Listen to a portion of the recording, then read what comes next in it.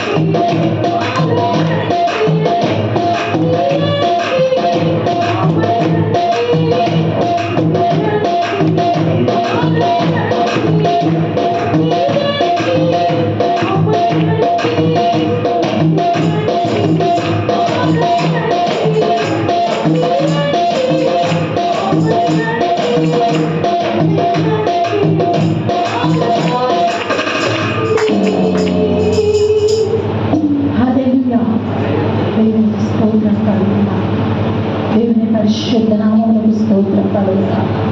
హల్లెలూయా, హల్లెలూయా, హల్లెలూయా, హల్లెలూయా, హల్లెలూయా. నీ ఆత్మవర్షమును ప్రతి ఒక్కరి మీద కుమరించండి ప్రభా, ప్రతి ఒక్కరి మీదకి కుమరించండి ప్రభా. అగ్ని జ్వాలల వంటి నాలుక వలె పెదవుల మీదకి వెలువరించండి. యేసు నామము పేరిట, యేసు నామము పేరిట, యేసు నామము పేరిట ప్రతి వారి నాలుకలను అగ్ని జ్వాలలుగా విభాగింపబడినట్లుగా ఆత్మవర్షాన్ని రిక్కరమమ్మ అనగా యేసయ్య అగ్ని వంటి వాడు కనుక నేను మాట్లాడినది శక్తితో మాట్లాడగలను. హల్లెలూయా, హల్లెలూయా, హల్లెలూయా. దేవునికి స్తోత్రం, స్తోత్రం, స్తోత్రం. నీ ఆత్మాభిషేకం ప్రతి వారిని కుమరించండి. నీ ఆత్మ తాకిడిని ప్రతి వారి మీద కుమరించండి. నీ ఆత్మాభిషేకమును ప్రతి వారి మీదకు విడుదల చేయండి.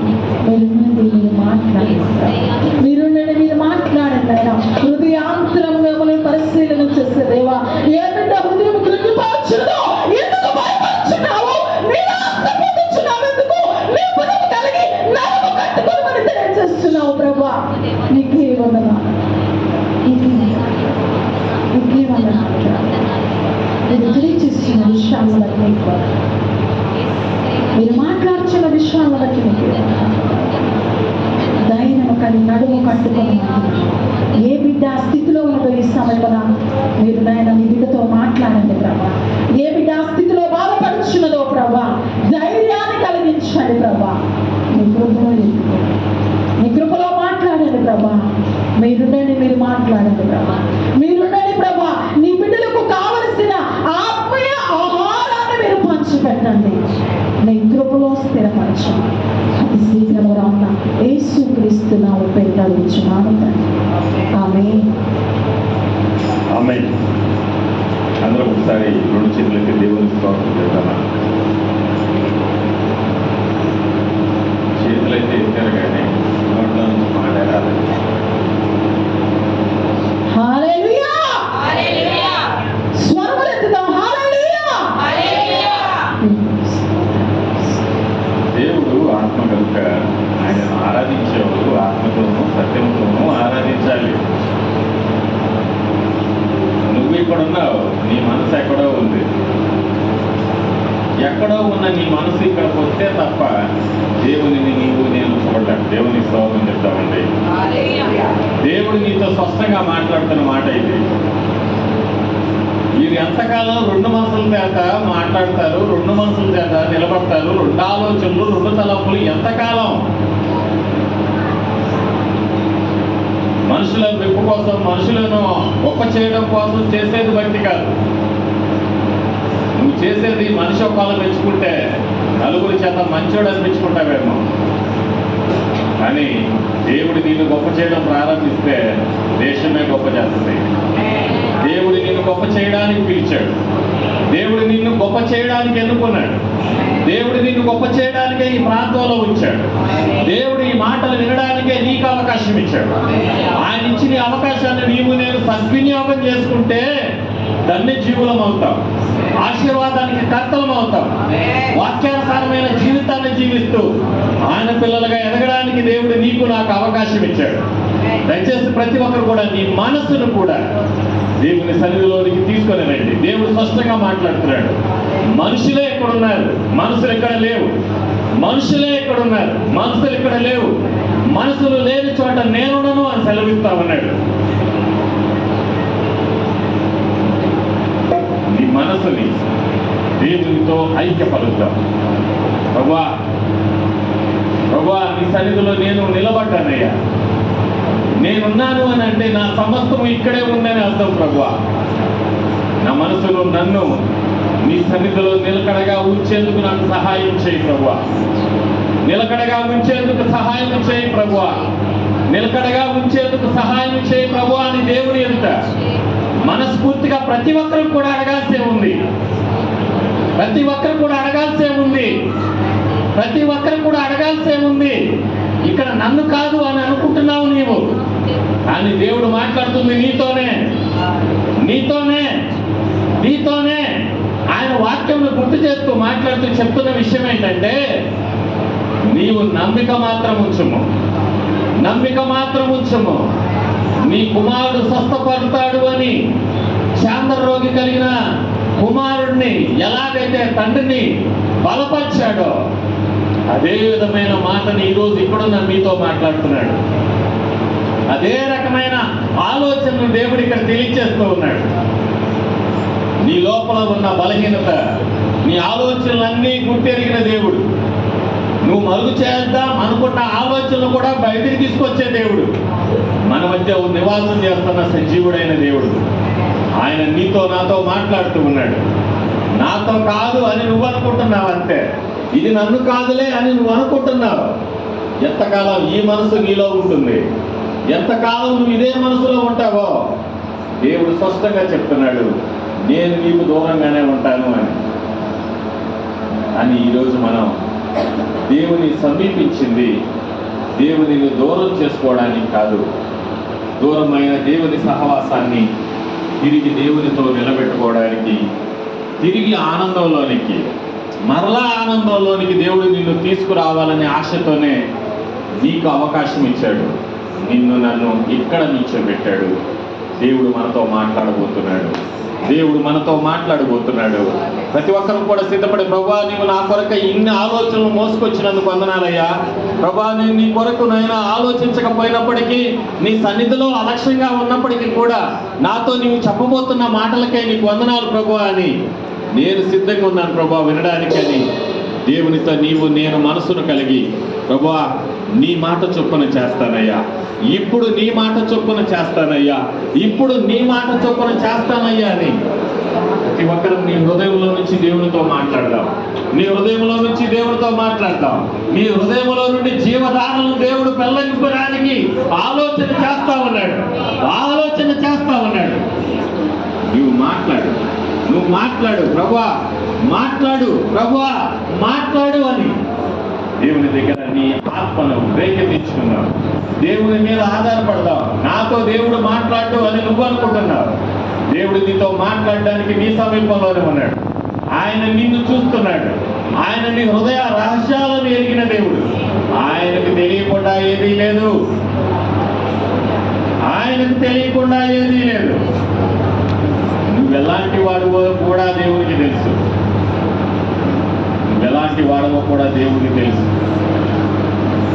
దేవుడు మాట్లాడుతున్నాడు, దేవుడు మాట్లాడుతూనే ఉన్నాడు, దేవుడు మాట్లాడుతూనే ఉన్నాడు.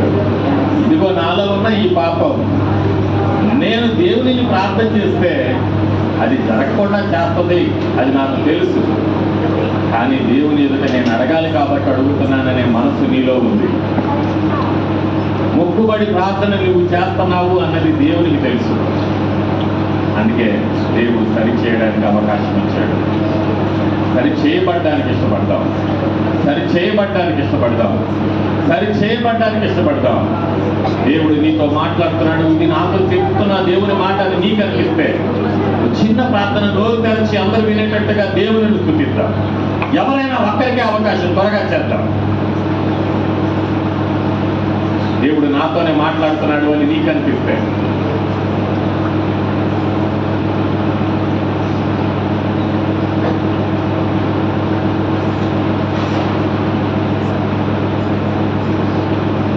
దేవుడు నీతో మాట్లాడుతున్నాడు అన్నది నీకు తెలిసే ఉంది. ఆయన ఎదుట నువ్వు సిగ్గుపడాల్సిన అవసరం లేదు. దేవుని ఎదుట తన తాను తగ్గించుకున్నవాడు, తన తప్పులను ఒప్పుకున్నవాడు, తన పాపానికి పరిహారం నందినవాడు ఆయన నిర్దోషిగా ఎంచబడతాడు. మాట్లాడుతున్న దేవునితో, ప్రభువా నన్ను మన్నించయ్యా, నీ ఎదుట నేను సరైన జీవితంలో లేను ప్రభువా, నాతో నేను మాట్లాడుతున్నావు అనేది నాకు తెలుసు. కానీ మనుషులు ఏమనుకుంటారో అని, నన్ను చూస్తున్న వారు, ఇంతకుముందు నేనున్న పరిస్థితిని చూసిన వారు ఏమనుకుంటారో అనే ఆలోచన నీలో ఉందా? దేవుడు నీతోనే మాట్లాడుతుంది.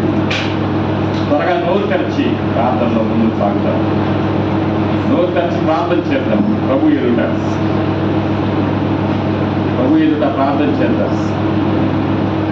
నేను ఒక్కరినే ప్రార్థించమన్నాను, అది బిగ్గరగా ప్రార్థించమన్నాను.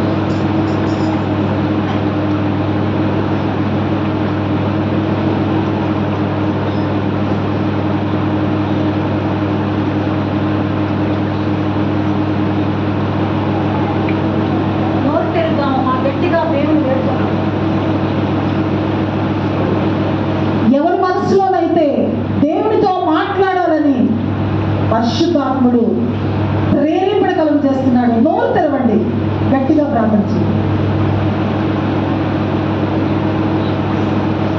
ప్రభువా మా తండ్రి దేవా యేసయ్య, ప్రభు తప్పిపోయిన మా జీవితాల్లో సరిచేసే మా తండ్రి, మేము మా ప్రభు తప్పిపోయి ఉండగా నా తండ్రి యేసయ్య మమ్మల్ని ఇక్కడ నడిపించిన దేవా, మీ స్వరమైన భాగ్యం ఇచ్చిన మా తండ్రి యేసయ్య స్తోత్రం. మా ఆత్మలలోని నా తండ్రి యేసయ్య యొక్క స్వర రంగాలను తెలియజేయము నా తండ్రి. మీ స్వరమును మేము మించిన మా దేవా యేసయ్య మీకు స్తోత్రము నా తండ్రి యేసయ్య. మమ్మల్ని క్షమించుము నా తండ్రి, మమ్మల్ని మన్నించుము యేసయ్య. బలమైన దేవుడమైన బిడ్డలమై ఉన్న మేము బలహీనులుగా బ్రతుకుచున్నందుకు మమ్మల్ని క్షమించుము నా తండ్రి యేసయ్య. దయచేసి మీలో మమ్మల్ని బలపరచుము, మీ అభిషేకముతో మమ్మల్ని నింపుము నా తండ్రి యేసయ్య. నా తండ్రి దేవా యేసయ్య, మేము సిగ్గుపడుచుండగా మమ్మల్ని క్షమించుము నా తండ్రి యేసయ్య. దావీదు వల్ల నా తండ్రి యేసయ్య, మేము సిగ్గు తప్పిన తండ్రి యేసయ్య, మేము మీ ఎదుట నా తండ్రి యేసయ్య ప్రవర్తించాలి నా తండ్రి. మేము మీ ఎదుట మేము సిగ్గుపడద్దు నా తండ్రి యేసయ్య. మీరే మా తల్లి తండ్రి గురువు దైవము మిత్రుడు సమస్తమై ఉండగా నా తండ్రి యేసయ్య. మమ్మల్ని తాకుము నా తండ్రి యేసయ్య. మా యొక్క చూపుని సరిచేయము నా తండ్రి, మా మాటలు సరిచేయము, మా హృదయములను సరిచేయము నా తండ్రి యేసయ్య. దయచేసి ప్రభా నా తండ్రి యేసయ్య, ఈ దినము నా తండ్రి, ఈ క్షణము ఇక్కడ నా తండ్రి యేసయ్య మాకు కట్లు తెంపబడును కాక నా తండ్రి. మేము నా తండ్రి యేసయ్య విడుదలను చూతుము కాక. ప్రతి ఒక్కరు నా తండ్రి యేసయ్య స్వరములను తెలియజేయము నా తండ్రి. వారి గొంతులను తాకుము, వారి చేతులను తాకుము, వారి పాదాలను తాకుము నా తండ్రి యేసయ్య. మా చూపుని, మా మాటని, మా ఆలోచనలను, మా ప్రవర్తనను, మా నడకను సమస్తమును పరిశుద్ధపరచుము నా తండ్రి యేసయ్య. మీ వైపుననే మమ్మల్ని ముందుకు నడిపించుము నా తండ్రి యేసయ్య. దయచేసి నా తండ్రి యేసయ్య, మీరు నా తండ్రి యేసయ్య, మేము మీ బట్టి కాదు నా తండ్రి, మమ్మల్ని బట్టి మీరు సంతోషించలాగా నా తండ్రి యేసయ్య. మా ఈ జీవితాలను తీర్చిదిద్దుము నా తండ్రి యేసయ్య. దయచేసి నా తండ్రి, మేము మళ్ళా మీ ఎదుట నా తండ్రి యేసయ్య మనం పెట్టుకొచ్చున్నాం. మమ్మల్ని మన్నించుము నా తండ్రి, మమ్మల్ని క్షమించుము, మమ్మల్ని క్షమించి మన్నించి మాకు మమ్మల్ని ఆదరించిన దేవా యేసయ్య, నీకే కృతజ్ఞతాస్తోత్రాలు నా తండ్రి యేసయ్య. అందరం ఒక్కసారి దేవునికి స్తోత్రం చెప్తాం. అందరం ఒకసారి దేవునికి స్తోత్రం చెప్తాం. హల్లెలూయా.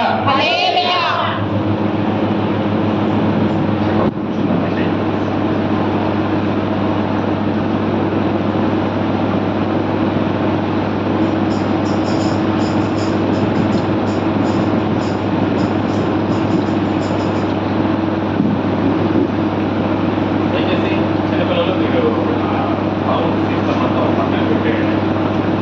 చక్కగా నాట్యం కూర్చోండి. నాట్యం కూర్చోబడి కొంచెం వెనక జరగండి. సౌండ్ సిస్టమ్ అంతా ఆపుతున్నారా? అయిపోయిందా? కూర్చోండి. మీరు తిరగండి అన్న గోడలు పెట్టేయండి.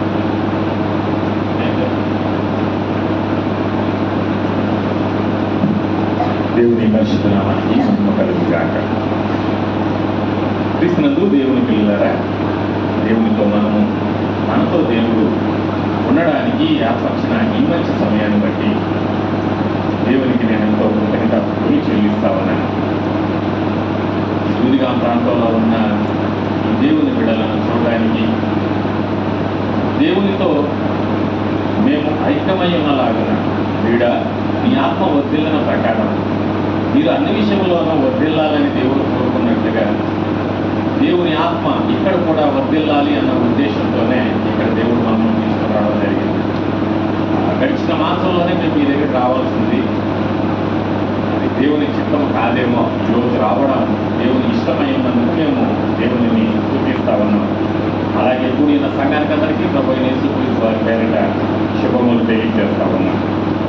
అందరూ కూడా క్షేమంగా ఉండాలని, దేవుని రాజ్య వారసులుగా దేవునితో సహవాసం కలిగిన వారిగా ఉండాలని ప్రభు అయిన యేసుక్రీస్తు వారి పేరట నేను ఆశపడుతూ, ప్రభు అయిన యేసుక్రీస్తు వారు మనకు అనుగ్రహించిన పరిశుద్ధ లేఖన గ్రంథమైన బైబిల్ నుండి దేవుడు మనతో మాట్లాడతాడు అన్న ఉద్దేశం కలిగి బైబిల్ గ్రంథాలను తెరచి యెషయా గ్రంథం, బైబిల్ ఉన్న వారందరూ తీద్దాం, బైబిల్ లేని వాళ్ళు పెద్దగా విన్నాం. మీకు బైబిల్ లేదు అని నేను అడగను, కానీ మీరు వింటున్నారా లేదని మాత్రమే అడుగుతాను. యెషయా గ్రంథం, బైబిల్ ఉన్న వాళ్ళు తీద్దామండి.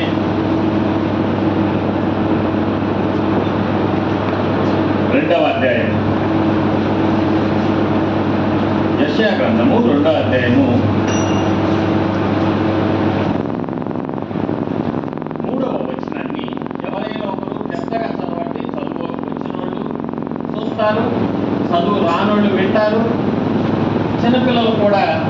అర్థమయ్యేటట్లుగా, ఎందుకంటే మరలా నేను మీతో మాట్లాడతాను, మీరు నాతో మాట్లాడాల్సి ఉంది కాబట్టి. 2వ అధ్యాయము 3వ వచనం.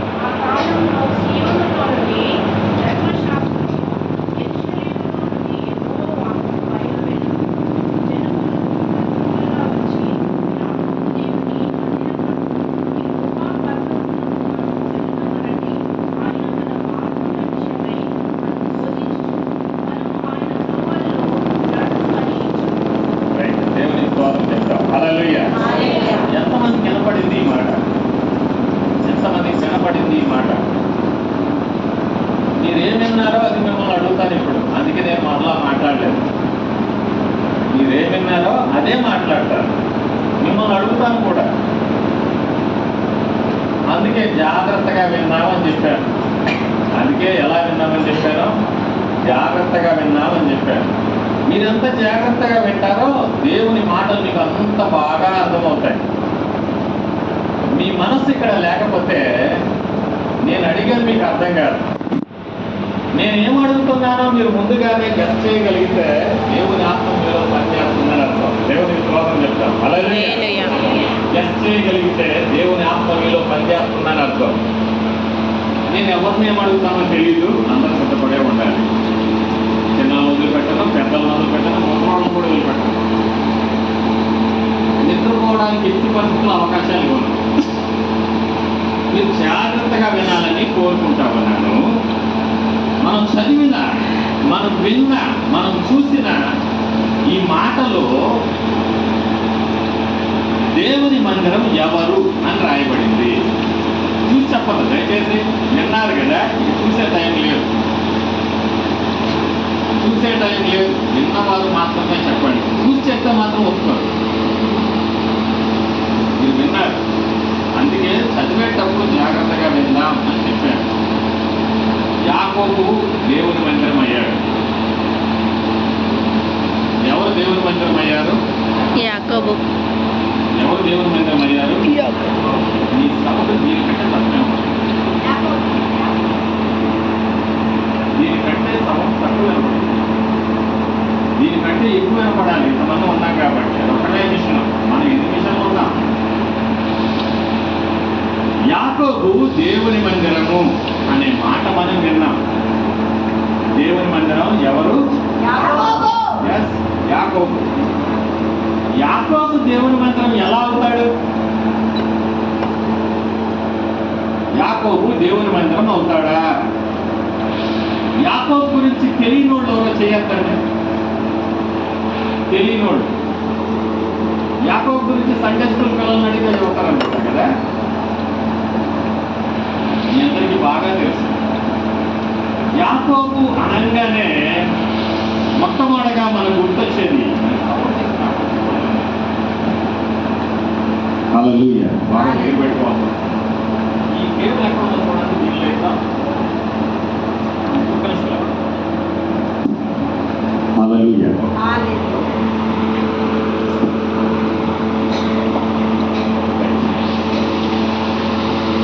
చదవబడిన మాటని మనము వింటా ఉన్నాం. యాకోబు దేవుని మందిరం అయ్యాడు. ఏమని రాయబడిందండి? యాకోబు దేవుని మందిరం అయ్యాడు. ఈ మాట ఎవరు చెప్పుకుంటున్నారు? చూడద్దు. నేను నాకు నుంచి చెప్పేది అదే మీకు. నేను నాకు నుంచి చెప్పేది అదే. ఒకసారి చదివాము, జాగ్రత్తగా విందాము అని చెప్పారు. మరలా దానిలోకి వెళ్తున్నావు అని అంటే నీ మనసులో ఎక్కడో దేవుని మీద కంటే కూడా ఏదో ఆలోచన బలంగా పనిచేస్తుందని అర్థం. అందుకే సగం సగం వింటా ఉన్నా. ఎక్కడో అవునవును అని చెప్పి నా కరెక్ట్ అదే విన్నాను అని అనుకోవడం కాదు, అదే విన్నాను అని చెప్పగలిగాను. ఇక నేను మీతో మాట్లాడుతున్నాను. యాకోబు దేవుని మందిరం అయ్యాడు అని ఎవరు చెప్పుకున్నారు అని అడిగాను. ఎక్కడి నుంచి వచ్చింది వాయిస్? దేవుని స్తోత్రం. హల్లెలూయా. కొంచెం పెద్ద కొత్త నేను ఇంకా సంతోషపడుతుంది. వినపడింది నాకు. జనాలు అనుకున్నారు. హలో, మిమ్మల్ని అడుగుతాయి. వాళ్ళు సెపరేట్ అయిపోయారు. ఎక్కడ వెళ్ళిస్తారో అని జనాలు అనుకున్నారు. అనుకున్నారు? యాకోబు గురించి అనుకున్నారు. యాకోబు ఏమయ్యాడు? దేవుని మందిరం అయ్యాడు. యాకోబు ఏమయ్యాడు? దేవుని మందిరమై. యాకోబు దేవుని మందిరం అవ్వగలడా? యాకోబు దేవుని మందిరంగా అవ్వగలడా? ఈరోజు ఇక్కడ కూర్చున్న యాకోబుతో మాట్లాడుతున్నాను. ఇక్కడ కూర్చున్న యాకోబుతో మాట్లాడుతున్నాను. ఎందుకంటే యాకోబు లక్షణాలు మనలో కూడా ఉన్నాయి కాబట్టి. యాకోబు లక్షణాలు మనలో లేవా? యాకోబు ఏం చేశాడు చెప్పండి? బైబిల్ చూడకుండా చెప్తాను. బైబిల్ కూడా నాకు దాదాపుగా నేను మూసేసాను, మీకు తెలియదు, మీరు చూడాల్సి వస్తుంది. యాకోబు గురించి మనం ఆలోచన చేస్తే పుట్టుకలోనే విభేదించే గుణం కలిగిన వాడు. తన పుట్టుకే ఎలాంటి పుట్టుక? ఇతరుల దగ్గర నుంచి లాక్కునే గుణం కలిగినవాడు. ఇతరుల దగ్గర నుంచి లాక్కునే గుణం కలిగిన వాడు యాకోబు. తన అన్న ముందుకు రావాల్సింది, ఈడొచ్చాడు. అంటే భూమి మీద పుట్టడమే నేను అధికార కాంక్ష కలిగిన వాడిని అనే ఉద్దేశాన్ని కలిగించిన వాడు యాకోబు. నాకేముంది, నేనే పెత్తనం చేయాలి. పెత్తనం చేయడం అంటే మీకు తెలుసు కదా, నేనే అధికారం చేయాలి, నేనే పరిపాలన చేయాలి, ఎవడైనా నా మాట నా కిందే ఉండాలి. ఈ లక్షణం కలిగిన వాడు యాకోబు. మరి దేవుని మందిరం ఎలా అవుతాడు? దేవుడి మందిరంలో ఈ లక్షణాలు ఉన్నవాడిని దేవుడి దగ్గరికి కూడా తీయడు కదా. ఈ లక్షణాలు ఉంటే దేవుడి సన్నిధికి మనం వెళ్ళగలమా? దేవుడు ఎలాంటాడు? దేవుడు ఎలాంటాడు? యాకోబు లాంటోడా? యాకోబు లాంటోడా? కాదు కదా. మరి యాకోబు దేవుడి మందిరం అయ్యాడు అని జనాలు చెప్పుకుంటున్నారు, దేవుడు చెప్పట్లేదు. దేవుడు చెప్పట్లేదు. కానీ ఎవరు చెప్తున్నారు యాకోబు గురించి అని అంటే జనాలు చెప్తున్నారు. ఎవరు చెప్తున్నారు? ఇక్కడ నీ గురించి నీ ఊళ్ళో వాళ్ళు ఏం చెప్తున్నారు? నీ గురించి నీ ఊళ్ళో వాళ్ళు ఏం చెప్పుకుంటున్నారు? యాకోబు దేవుని సంతతి, దేవుని చేత ఆశీర్వదించబడి, దేవుని చేత దీవించబడి ఒక ఉన్నతమైన స్థితిలో ఉండడానికి ఏర్పరచబడ్డ కుటుంబంలో నుంచి వచ్చిన వాడు యాకోబు. కానీ ఉన్నతమైన స్థితిని, ఉన్నతమైన విలువలను అతను కలిగి ఉన్నాడు అంటే లేదు. అతని జీవితంలో అధికార కాంక్ష కలిగిన వాడు. ఆ అధికార కాంక్షలో అతను ఏం చేశాడు అంటే చెయ్యకూడని పని చేశాడు. ఏంటది? మన అన్నని మోసం చేయడం, తన నాన్నను మోసం చేయడం, తన మామని మోసం చేయడం. సో యాకోబుకున్న గొప్ప పేరేంటంటే మోసగాడు అనే పేరు. యాకోబుకున్న పేరేంటి? మోసగాడు. యాకోబుకున్న పేరు మోసగాడు. ఇప్పుడు దేవుని మందిరం ఏమని పిలవబడింది? యాకోబు ప్లేస్ లో మోసగాడని పెడతాం. ఏమైంది చెప్పండి? మోసగాడి మోసగాడి మందిరం. మందిరం. ఏ మందిరం అయింది? మోసగాడి మందిరం. యాకోబు మోసగాడయ్యాడు కాబట్టి ఆయన ఉండే మందిరం కూడా మోసగాడి మందిరం అయ్యింది. యాకోబు లాగా ఉన్నాడు కాబట్టి ఆయన పిలిచే వాళ్ళందరూ కూడా మోసగాడా అని పిలుస్తున్నారు. ఇక్కడ మనకి ఊర్లో వాళ్ళు పెట్టే పేర్లు చాలా ప్రాముఖ్యమండి. వీళ్ళు చర్చికి వెళ్తారు కానీ అక్కడ ఒక రకంగా, ఇక్కడ ఒక రకంగా ఉంటారు. అక్కడ ఒక రకంగా, ఇక్కడ ఒక రకంగా ఉంటారు అని నిన్నెవడైనా అన్నాడు అనుకో, మీ నాన్నకి ఎలాంటి ఫీలింగ్ ఉంటుందో చెప్పండి. మీ నాన్నకి ఏ ఫీలింగ్ ఉంటుందయ్యా? హలో సార్, తలకాయ ఉంటున్న మాట రావాలి బయటికి. ఏ ఫీలింగ్ ఉంటుంది మీ నాన్నకి? అరే ఇది పలానోడు కొడుకురా అంటారంటారా? ఈడు ఇంట్లో వాళ్ళ నాన్న అమ్మ భక్తి పనులు, ఈడు మాత్రం అస్సలు లక్షణాలు లేవురా, అస్సలు పోలికలు లేవురా.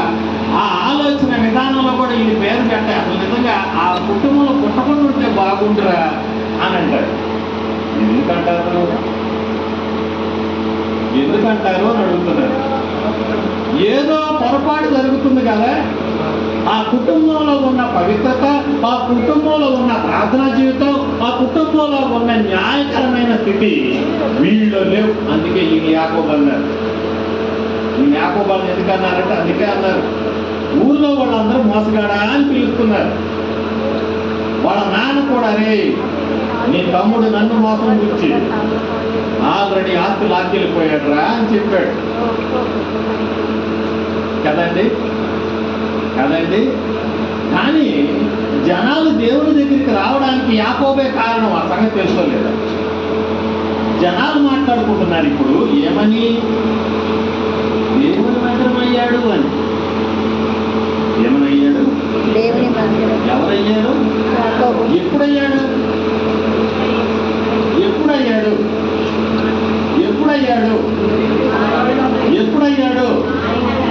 నాకు కరెక్ట్ సమాధానం వచ్చేంత వరకు అడుగుతూనే ఉంటాను. ఇది నా అలవాటు. దేవుడితో పోరాడా? దేవుడితో పెరుగులాడా? ఎప్పుడయ్యాడు? మనకి యాకోబు పోరాడిందే తెలుసు, పెరుగులాడిందే తెలుసు. మోసపోయిన తర్వాత అది కూడా కాదండి, ఎప్పుడయ్యాడు? యాకోబు దేవుని మందిరం ఎప్పుడయ్యాడు అని అంటే, నీ పేరేంటి అని దేవుడు అడిగితే నిక్కచ్చిగా చెప్పినప్పుడు, దేవుని ఎదుట నీవు నన్ను ఆశీర్వదిస్తేనే తప్ప నాకు ఆశీర్వాదం రాదు అని తెలుసుకున్నప్పుడు, నా స్థితిలో నేను ఎన్ని అబద్ధాలు ఏదేదో సంపాదిద్దాం, ఏదేదో చేద్దాం అనుకున్నాను. కానీ అవన్నీ చేయటం వలన నాకు ప్రాణభయం పుట్టింది. యాకోబుకి ప్రాణభయం పుట్టింది. అలాగే తెలుసా మీకు? ఆస్తిపాస్తులు కూర్చుకోగలిగాడు, అందరినీ మోసం చేయగలిగాడు, కానీ నెమ్మది లేని స్థితిని అనుభవించాడు. ఏ స్థితిని అనుభవించాడు? నెమ్మది లేని. ఎంతకాలం అనుభవించాడు? అది తనకు అర్థమయ్యేంత వరకు, తన ప్రాణం చనిపోద్దేమో అనే భయము మీదకు వచ్చేంత వరకు కూడా యాకోబుకి అర్థం కాదు. కాలేదు. వాక్యం ఉంటున్న దేవుని తెలుస్తారా? ఇప్పుడున్న యాకోబుకు కూడా అర్థం కావట్లేదు. ఎందుకని అని అంటే, నేను దేవుని బిడ్డని అని చెప్తున్నాను, కానీ దేవుని లక్షణాలు మనలో కనపడటం లేదు కదా. కనపడుతున్నాయా? లేదు కదా. మన స్వభావం ఎక్కడి నుంచి బయటకు వస్తుంది అంటే, సాయంకాలం మాట్లాడతాం. రాత్రి ఎక్కువసేపు దేవుడితో మాట్లాడడానికి అవకాశం ఉంది కాబట్టి ఆ సంగతి సాయంత్రం చెప్తాం.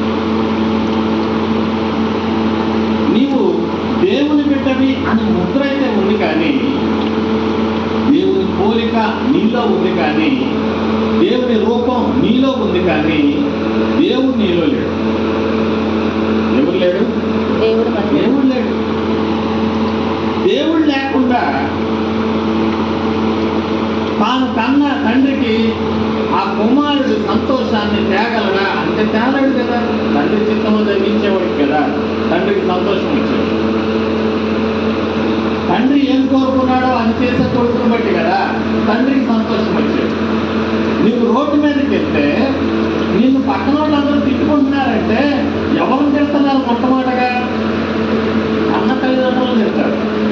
ఎవరిని? ఎంతకన్నారా నిన్ను అని అంటారు. తప్పు చేసిన నిన్ను కాదు, అన్నవాళ్ళని అంటారు. ఎవరినంటారు? ఆ తల్లి పైకి చూస్తున్నప్పుడే దేవుడు దర్శనం వస్తున్నాడు. ఏం మాట్లాడుతున్నాడమ్మా దేవుడు నీతో? కొంచెం నాకు తెలుసు, వీళ్ళు కూడా నిద్రపోయే టైంలో కూర్చోబెట్టి పాపనంటే అంటారులే, కానీ కదా మన అలవాటు. అన్నం తిన్నాక ఆటోమేటిక్గా నిద్ర వచ్చాడు. ఖాళీ పెట్టి మరీ ఎక్కువవుతుంది. ముసలికైతే చెప్పే పర్లేదు. సో మీ అందరికీ బాగా అర్థం అవ్వాలి అన్నదే నా ఉద్దేశం. అందుకే మీ గురించి మాట్లాడడానికి ఈరోజు నేను ఇష్టపడుతున్నాను. యాకోబు దేవుని మందిరం ఎప్పుడయ్యాడంటే, దేవుడితో తన సంగతి అంతనే ఒప్పుకున్నాడు. ఎప్పుడయ్యాడు? ఒప్పుకున్నాడు. ఏం ఒప్పుకున్నాడు? నీ పేరు అంటే నా పేరు యాకోబు అయ్యా, నా పేరు నీకెందుకు అని అనలేదు.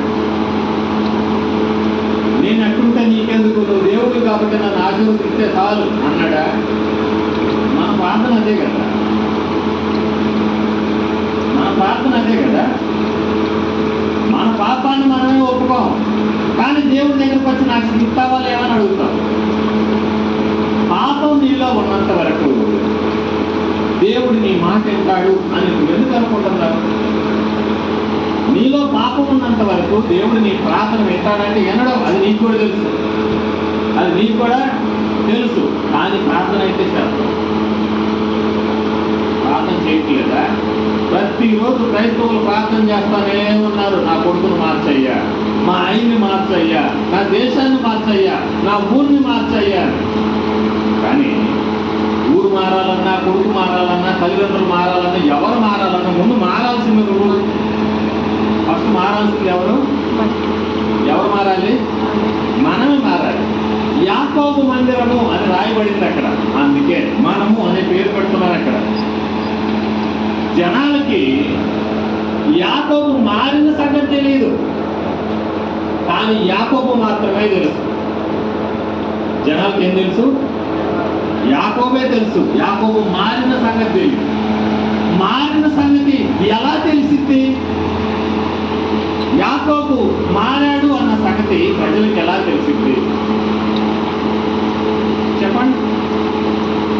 100 సంవత్సరాలు అయిందండి వయసులో, యేసు ప్రభుని 93 నమ్ముకున్నానండి అని చెప్తాం, మంచిదే. యేసు ప్రభుని 93 నమ్ముకున్నావు, బాగానే ఉంది. నేను 90లో నమ్ముకున్నాను, బాగానే ఉంది. 90లో ఎట్టున్నావు, ఇప్పుడు కూడా అట్లాగే ఉంటే చూసేవాడు ఏమంటాడు చెప్పండి? నేను చూసేవాడు ఏమంటాడు? మిమ్మల్ని అడిగాడు ఏమంటారు? మిమ్మల్ని చూసే వాళ్ళకి మీరు ఎలా కనపడతారు? మంచివాళ్ళ కనపడతారా? ఏమిలే, అప్పుడు ఎట్టమాట ఇప్పుడు కూడా అట్లానే ఉన్నారు. అప్పుడు ఎట్లున్నాడు, ఇప్పుడు కూడా అలాగే ఉన్నాడు. అంటే మార్పేమీ లేదు. మారినప్పుడు నువ్వు ప్రార్థన చేస్తే జరిగిద్దని అనుకుంటున్నావు. మారినప్పుడు నువ్వు ప్రార్థన చేస్తే జరిగిద్దని అనుకుంటున్నావు. ఇక్కడ నాకు ఇది ఈ ప్రభువా అని అడిగేవాళ్ళు లేకపోలేదు, అందుకే చెప్తున్నాను. ఈ ప్రార్థన జరగాలంటే ముందు మీరు మారాలి. మీరు మారాలంటే ఎవరో చెప్తే మారతారా? యాకోబు ఎప్పుడు మారాడు? యాకోబు ఎప్పుడు మారాడు? మారమని ఎవరు చెప్పాడు? యాకోబుకి మారమని ఎవరని చెప్పారా? చెప్పారా? చెప్పలేదండి. యాకోబు మారమని ఎవరు చెప్పలేదు. యాకోబు మారాలి అనే ఆలోచన వచ్చిందంటే ఎందుకు వచ్చింది? ప్రాణభయం వచ్చింది కాబట్టి. దేవుని పిల్లలారా, నీ ఆశ ఎప్పుడు జరిగిందో తెలుసా? నీలో నేను ఇది కావాలి అనే కోరిక, ప్రశ్న బలమైనప్పుడు మాత్రం అప్పుడు నిజమైన ప్రార్థన చేస్తాను. అప్పుడు దాకా చేయదు. అప్పుడు దాకా మనం ప్రార్థన చెయ్యం. అప్పుడు దాకా మన ప్రార్థన ఎలా ఉంటుంది అని అంటే ఒప్పుబడి ప్రార్థనే చేస్తాం. అందుకే ఇందాక ప్రార్థన చేయండి అంటే కనీసం 5 నిమిషాలు ప్రార్థన పట్టింది. భయపడ్డారు. దేనికి? నిజంగా దేవుడు నాతో మాట్లాడుతున్నాడా లేదా అన్నది తమను తాము పరిశీలించుకోవడానికి పట్టిన టైమే 5 నిమిషాలు. దేవుడి స్తోత్రం చెప్తాం. హల్లెలూయా. అంటే అర్థమైంది, మనకు ఆల్రెడీ తెలుసు ఏమని? దేవుడు పరిశుద్ధుడు, నేను పరిశుద్ధుడై ఉంటేనే తప్ప నా దేవుడితో నేను మాట్లాడడానికి, నా దేవుడు నా ప్రార్థన వినడానికి అవకాశం లేదని. అందుకే ప్రార్థన చేద్దాం, దేవుని ఆత్మ కలిగిన వారు, దేవుడు నాతో మాట్లాడుతున్నవారు అని అంటే చాలాసేపు ఆలోచించాం. అంతకుముందు ప్రార్థన చేద్దామంటే నేను ముందు అనేవాళ్ళం. నేను ముందు అనేవాళ్ళం. నాకు ప్రార్థన లేదు అని పంచాయతీ పెట్టుకునే వాళ్ళం కూడా అయ్యాం. వాస్తవం కాదా ఇది? అంటే ప్రార్థన అంటే ఎవరితో మాట్లాడుతున్నావు అని తెలుసుకోవాలి. ఫస్ట్ దేవునితో కదా. అంటే దేవునితో ఏది పడితే అది మాట్లాడతావా? దేవుని దగ్గర నువ్వు ఏదో కాలక్షేపం చేయడానికి వస్తున్నావా అంటే యాకోబు జీవితం కూడా అలాగే అయింది, కాలక్షేపం అయింది. ఆస్తిపాస్తులు సమకూర్చుకుంటే చాలు, గొప్ప పేరు ప్రఖ్యాతులు సంపాదించుకుంటే చాలు, అందరు నా మాటినట్టుగా చేసుకుంటే చాలు అనుకున్నాడే కానీ ఇవన్నిటినీ నేను అనుభవించాలంటే చాలు అనే దేవుడు నాకు ఉండాలి అన్న సంగతి అర్థం కాదు. అన్నీ ఉన్నాయి కానీ నెమ్మది లేవు, అన్నీ ఉన్నాయి కానీ ఏం లేవు. ఇక్కడ కూర్చున్న మీలో కూడా ఇదే ఉంది. ఇప్పుడు తినడానికి ఇచ్చాడు దేవుడు, ఉండటానికి ఇచ్చాడు దేవుడు, కట్టుకోవడానికి ఇచ్చాడు దేవుడు, కానీ ఏదో ఒకటి పొదవు పెట్టాడు. అయ్యేది ఎందుకు ఇట్లేదో దేవుడు, అది ఎందుకు ఇవ్వట్లేదు. ఎందుకు ఇవ్వట్లేదంటారు? ఎప్పుడైనా ఆలోచించారా? నీ బిడ్డ ఏదడిగితే అది నువ్వు ఇస్తావా? నీ బిడ్డలు ఏదడిగితే అది ఇస్తారా? మిమ్మల్ని అడుగుతున్నా, ఇస్తామా? ఇయ్యం, ఆలోచిస్తాం. దేవుడు ఎందుకు ఆలోచిస్తున్నాడు మరి నువ్వు అడిగే దాని గురించి? మా నాన్న మంచోడు కాదు అని అంటున్నావు కానీ మా నాన్న ఎందుకు ఇయట్లేదు అని మాత్రం అడగట్లేదు. ఏంది ఎందుకు ఇయట్లేదు? బైక్ నడిపే వయసు ఎంతో తెలుసాయా నీకు? బైక్ నడపాలంటే ఏ వయసు రావాలి? 18 సంవత్సరాలు. 18 సంవత్సరాలకు నిండకుండా బైక్ నడిపితే గవర్నమెంట్ ఏం చేస్తుంది? ఫైన్ వేస్తుంది, లైసెన్స్ రద్దు చేస్తుంది. ఆ తల్లిదండ్రులకి శివాట్లు పెట్టింది. ఎందుకని అని అంటే అది వయసు కాదు కాబట్టి. వయసు కానప్పుడు మనం వయసుకు అవసరమైనవే అడగాలి. దేవుణ్ణి ఏది పడితే అది అడిగే గుణం మనం కలిగి ఉన్నాం. దానికి తగ్గ అర్హత, దానికి తగ్గ పరిస్థితి మనకు ఉందా లేదో చూసుకోవడం లేదు. అర్హత లేనివి మనం అడుగుతున్నాం కాబట్టి దేవుడు ఆలస్యం చేస్తున్నాడు. ఇది భక్తి పరుల విషయంలో. మరి భక్తి లేని వాళ్ళ విషయంలో వాళ్ళకి అసలు దేవునితో సంబంధమే లేదు కాబట్టి అసలు ఈయన అంటున్నాడు దేవుని స్తోత్రం చెప్తామంటాడు. అర్థమవుతుందా? యాకోబుకి ఎప్పుడు అర్థమైంది అంటే ఆస్తిపాస్తులు గొప్ప కాదు, దేవుని ఆశీర్వాదం ఉంటే ఎవడైనా నా మాట వింటాడు. దేవుని దయ నాతో ఉంటే ఎప్పుడైనా నేనేమైనా సంపాదించుకోగలను. కాబట్టి దేవుడు నాకు దొరికినప్పుడే నేనేం చేయాలనుకున్నాడు? దేవునిని వెదకాలి అనుకున్నాడు, దేవునిని అడగాలి అనుకున్నాడు, దేవునిని పట్టుపట్టాలి అనుకున్నాడు, దేవునిని విడిచిపెట్టకూడదు అనుకున్నాడు, దేవుడు దీవించిన తర్వాతే వదిలెట్టాలి అనుకున్నాడు. దేవుని స్తోత్రం చెప్తాం. మరి ఈ ప్రార్థన మీలో లేదుగా? ఈ ప్రార్థన మీలో ఉందా? లేదు.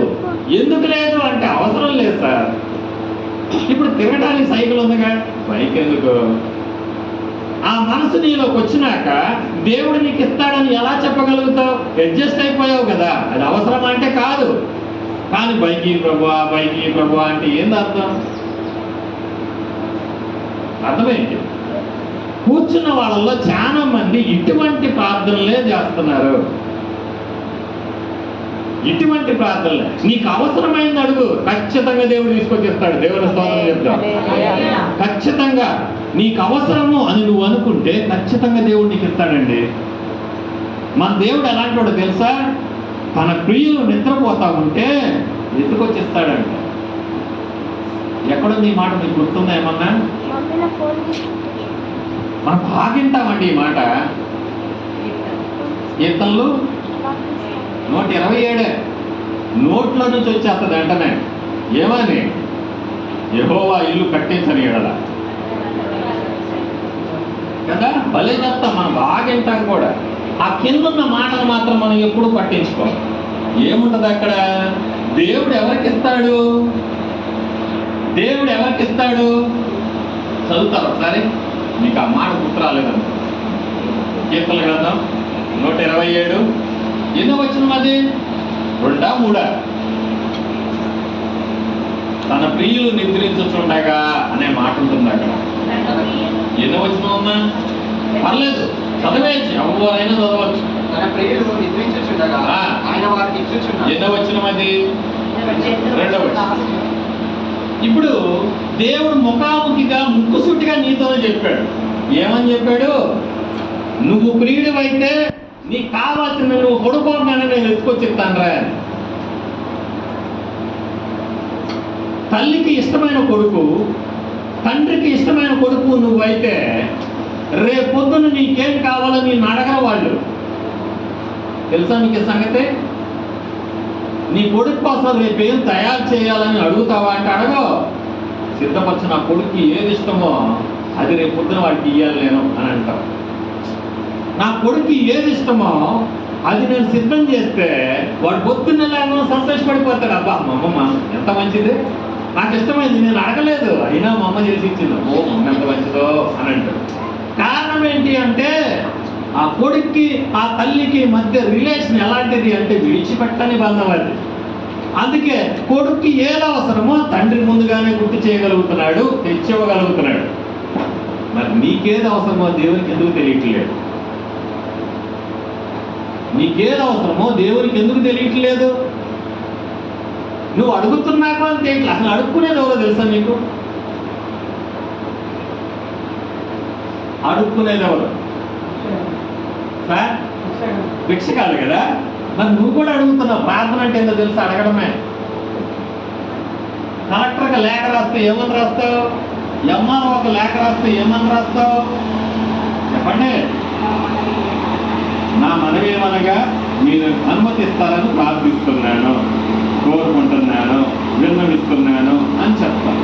దాన్ని ఏమంటారు? దాన్ని ఏమంటారు? అడుక్కోవడమే కదా. మరి అడుక్కుంటున్నామంటే అర్థం నీ దగ్గర ఉన్నానా లేదనే? లేదని. లేదని. లేదు అనే మాట ఎవరంటారు? లేదు అనే మాట ఎవరంటారు చెప్పాలి. గుర్తు రావాలి వెంటనే. ఎవరంటారు? తల్లిదండ్రులు లేని వాళ్ళు అంటారండి. తల్లిదండ్రులు ఉన్న వాళ్ళకి అన్నీ ఉంటాయి. తల్లిదండ్రులు అన్ని చూసుకుంటారు కాబట్టి వాడికి పొదువైంది ఏమీ లేదు. కానీ ఎవరికైతే తల్లిదండ్రులు ఉండరో వాళ్ళకు పొదువు ఉంటుంది. పొదువు ఉన్న వాడే అడుక్కుంటాడు. దేవుడికి స్తోత్రం చేద్దాం.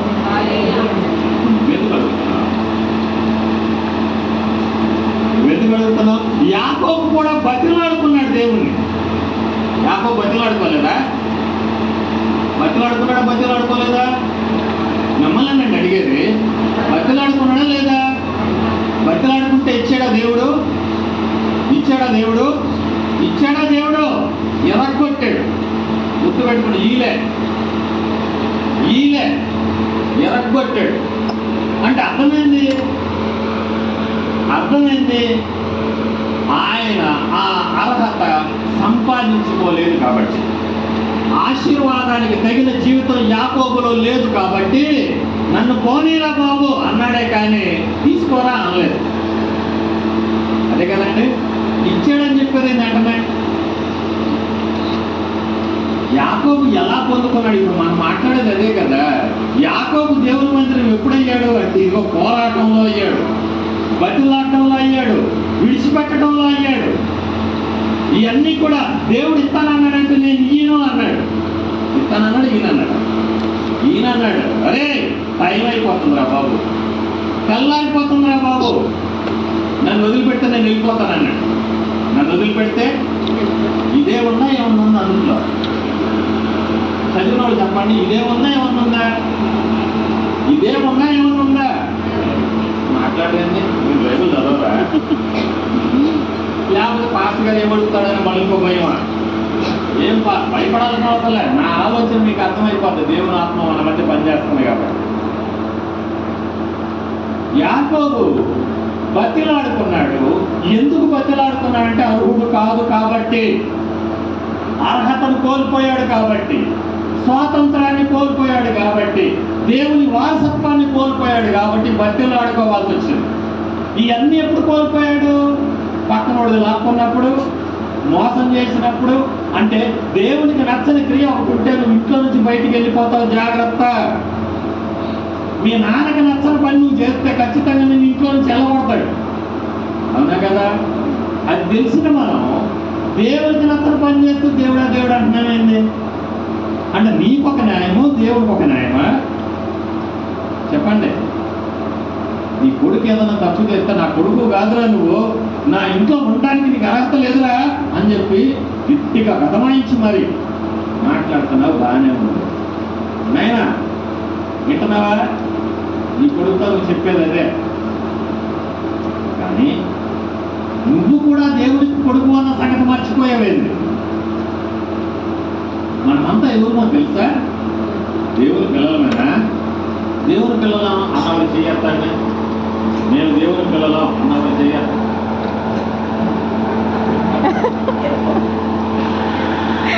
ఏం భయపడాల్సిన అవసరం, మనమందరం దేవుని పిల్లలు. కాకపోతే దేవుని మీద తిరుగుబాటు చేసిన పిల్లలం అంతే.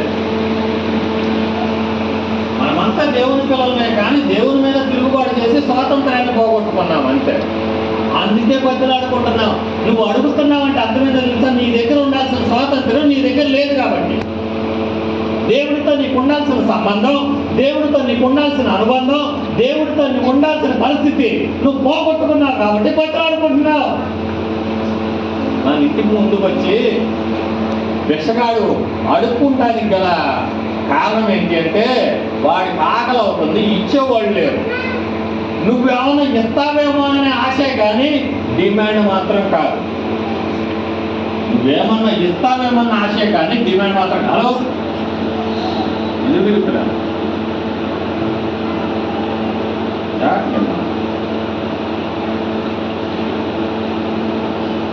డిమాండ్ మాత్రం అడగటం అంటే అది. మరి డిమాండ్ ఎవరు చేస్తారు?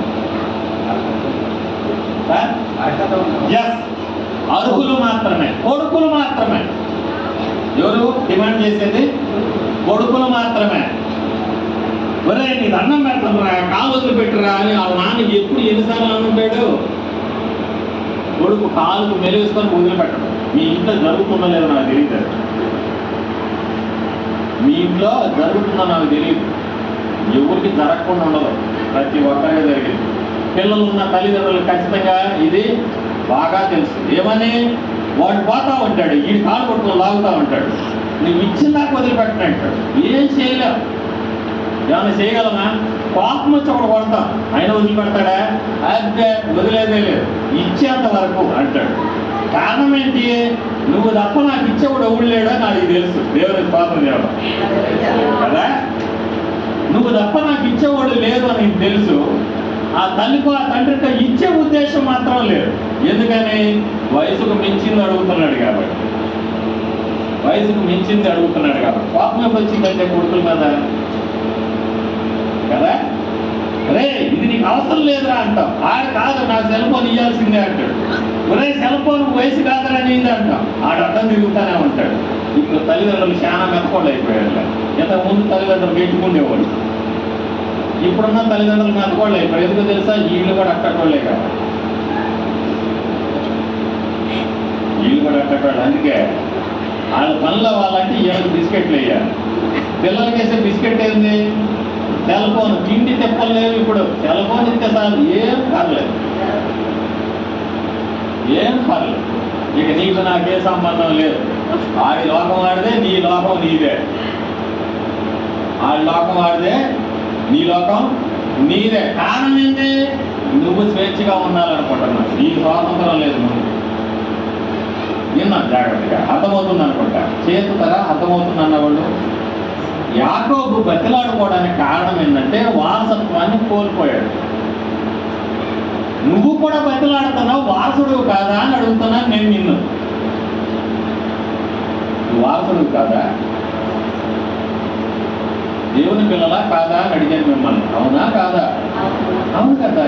మరి ఎందుకు బతిలాడుకుంటున్నారు? ఎందుకు బతిలాడుతున్నారు? ఇప్పుడు రెండు విషయాలు చెప్పాను మీకు. వయసుకు తగ్గది అడిగితే తల్లి తండ్రి అడగక ముందే తీసుకొస్తారు. వయసుకు మించింది అడిగితే నువ్వు బతిలాడినా ఇయ్యు. ఇప్పుడు నువ్వు దేవుణ్ణి ఏ విషయాలు అడుగుతున్నావు? అవసరాలు ఉండి అడుగుతున్నావా? అవసరం లేకుండానే అడుగుతున్నావా? నీ అక్రతలైతే నువ్వు అడగక ముందే దేవుడు తీరుస్తాడు. ఇది వాస్తవం. నువ్వు అక్కర్లైతే నువ్వు అడగక ముందే దేవుడు తీరుస్తాడు. ఎందుకంటే నీ తల్లి తండ్రిని చూస్తే సరిపోదు. నీ తల్లిదండ్రికి ఏ సమయంలో ఏది పెట్టాలి, నా పిల్లలకి ముందుగానే అన్నం వండి పెట్టేసేస్తారు, ఇవి రెడీ చేసి పెట్టేస్తారు, వాడి పాకెట్లో రూపాయి పెట్టేస్తారు. ఇవన్నీ ఎందుకు చేస్తారంటే అది అవసరం. ఈరోజు నా కొడుకు ఇప్పుడు ఉండాలి అనుకున్న తల్లిదండ్రులు వాళ్ళకి కావాల్సినవన్నీ ఇస్తారు కదా. మరి దేవుడు నీకెందుకు ఇట్లేదు? దేవుడు మనకెందుకు ఇట్లా సైలెంట్గా ఉండి నేను ఒప్పుకోను. ఇప్పుడు ఒప్పుకోను. నీ కొడుకునైతే కొడతావులే, నీ కొడుకునైతే తిడతావులే, నిన్ను అడుగుతుంటే బాధ అయిపోయిందా? దేవుడు నిన్ను అడుగుతున్నాడు, నువ్వెందుకు నన్ను అడుగుతున్నావు అని. నువ్వెందుకు అడుగుతున్నావు అంటే నీ సమాధానం ఏంటి ఇప్పుడు చెప్పండి. బతిలాడుతున్నారు కదా దేవుణ్ణి, బతిలాడడం లేదా? బతిలాడడం లేదా? ఎందుకు బతిలాడుతున్నావు? నీకు అవసరమైతే మీ నాన్న ఇవ్వడా? మీ అమ్మ ఎత్తుకొచ్చి ఇవ్వదా? వయసు అయితే కరెక్ట్గా ఇస్తారా? ఇరా ప్రతి దానికి సమయం ఉంది. దేవుడు ఇచ్చేంత వరకు ఓపిక పట్టు. అది దేవుడు చెప్తంటే సమయాలతో సంధానం లేదు. నాకు ఇప్పుడే కావాలి, ఎత్తావా లేదా అంటున్నాను. నువ్వు ఎత్తావా లేదా అని అంటే నువ్వు కొడుకువా కాదా అది ముందు తేల్చు అంటున్నాడు. నువ్వు ముందు కొడుకువా కాదా తేల్చు అంటున్నాడు దేవుడు. నువ్వేం తల్లిదండ్రులు మాటేనో కానీ తల్లిదండ్రులు ఎత్తుకొచ్చి ఇవ్వాలే, ఇయ్యాలా? చెప్పండి, మీతోనే మాట్లాడుతున్నాడు దేవుడు. ఇస్తారా మీరు? నీ కొడుకు నీకు నచ్చకుండా అడిగేది ఎత్తుకొచ్చి ఇస్తారా? ఇయ్యం కదా. మరి దేవుడు ఎలా ఇస్తాడనుకుంటున్నారు?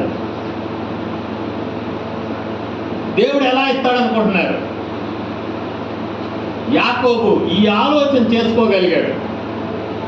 ఈ ఆలోచన యాకోబు చేసుకోగలిగాడు కాబట్టే నువ్వు నన్ను ఆశీర్వదిస్తేనే వదిలిపెడతా. కొడతావా కొట్టుకో, తిడతావా తిట్టుకో, చంపుతావా చంపుకో, అంతకు మించి గొప్ప భాగ్యం ఏమీ లేదు. ఎందుకో తెలుసా? ఈ పాపభూయిష్టమైన జీవితంతో, ఈ భయపడితే బతుకుతో నేను భూమి మీద బతకడం కంటే నీ చేతిలో సావడం మంచిది. చంపుతే చంపు, కానీ నువ్వు నన్ను ఆశీర్వదించే పోవాలి. నీవు నన్ను ఆశీర్వదించే పోవాలి. అడ్డం తిరుగుతున్నాడు. వాక్యం వింటున్న దేవుని పిల్లలారా, నీ జీవితంలో నీవు దేవునితో అడ్డం తిరిగితే కానీ ఇప్పుడు అనుకున్నది నువ్వు సాధించలేవు. అడ్డం ఎప్పుడు తిరుగుతావు? సచ్చినా పర్లేదు అనుకున్నప్పుడే, కొట్టినా పర్లేదు అనుకున్నప్పుడే, కొట్టినా పర్లేదు అనుకున్నప్పుడే. బాగా గుర్తుపెట్టుకోండి. కొట్టినా పర్లేదు అనుకున్నప్పుడు అంటే నువ్వు ఆల్రెడీ దేనికి సిద్ధపడ్డావు? దేనికి సిద్ధపడ్డావయ్యా? దెబ్బలు తినడానికి సిద్ధపడ్డావు. 32వ కీర్తన మొదటి వచనం అదే ఉంటుంది. అక్కడ 32వ కీర్తన మొదటి వచనం అదే ఉంటుంది. చదువుతారా? తొందరగా తీయండి. పరిహారం నొందినవాడు, ప్రాయశ్చిత్తం నొందినవాడు ధన్యుడు. సో పాపం పోకుండా ప్రాయశ్చిత్తం రాదు.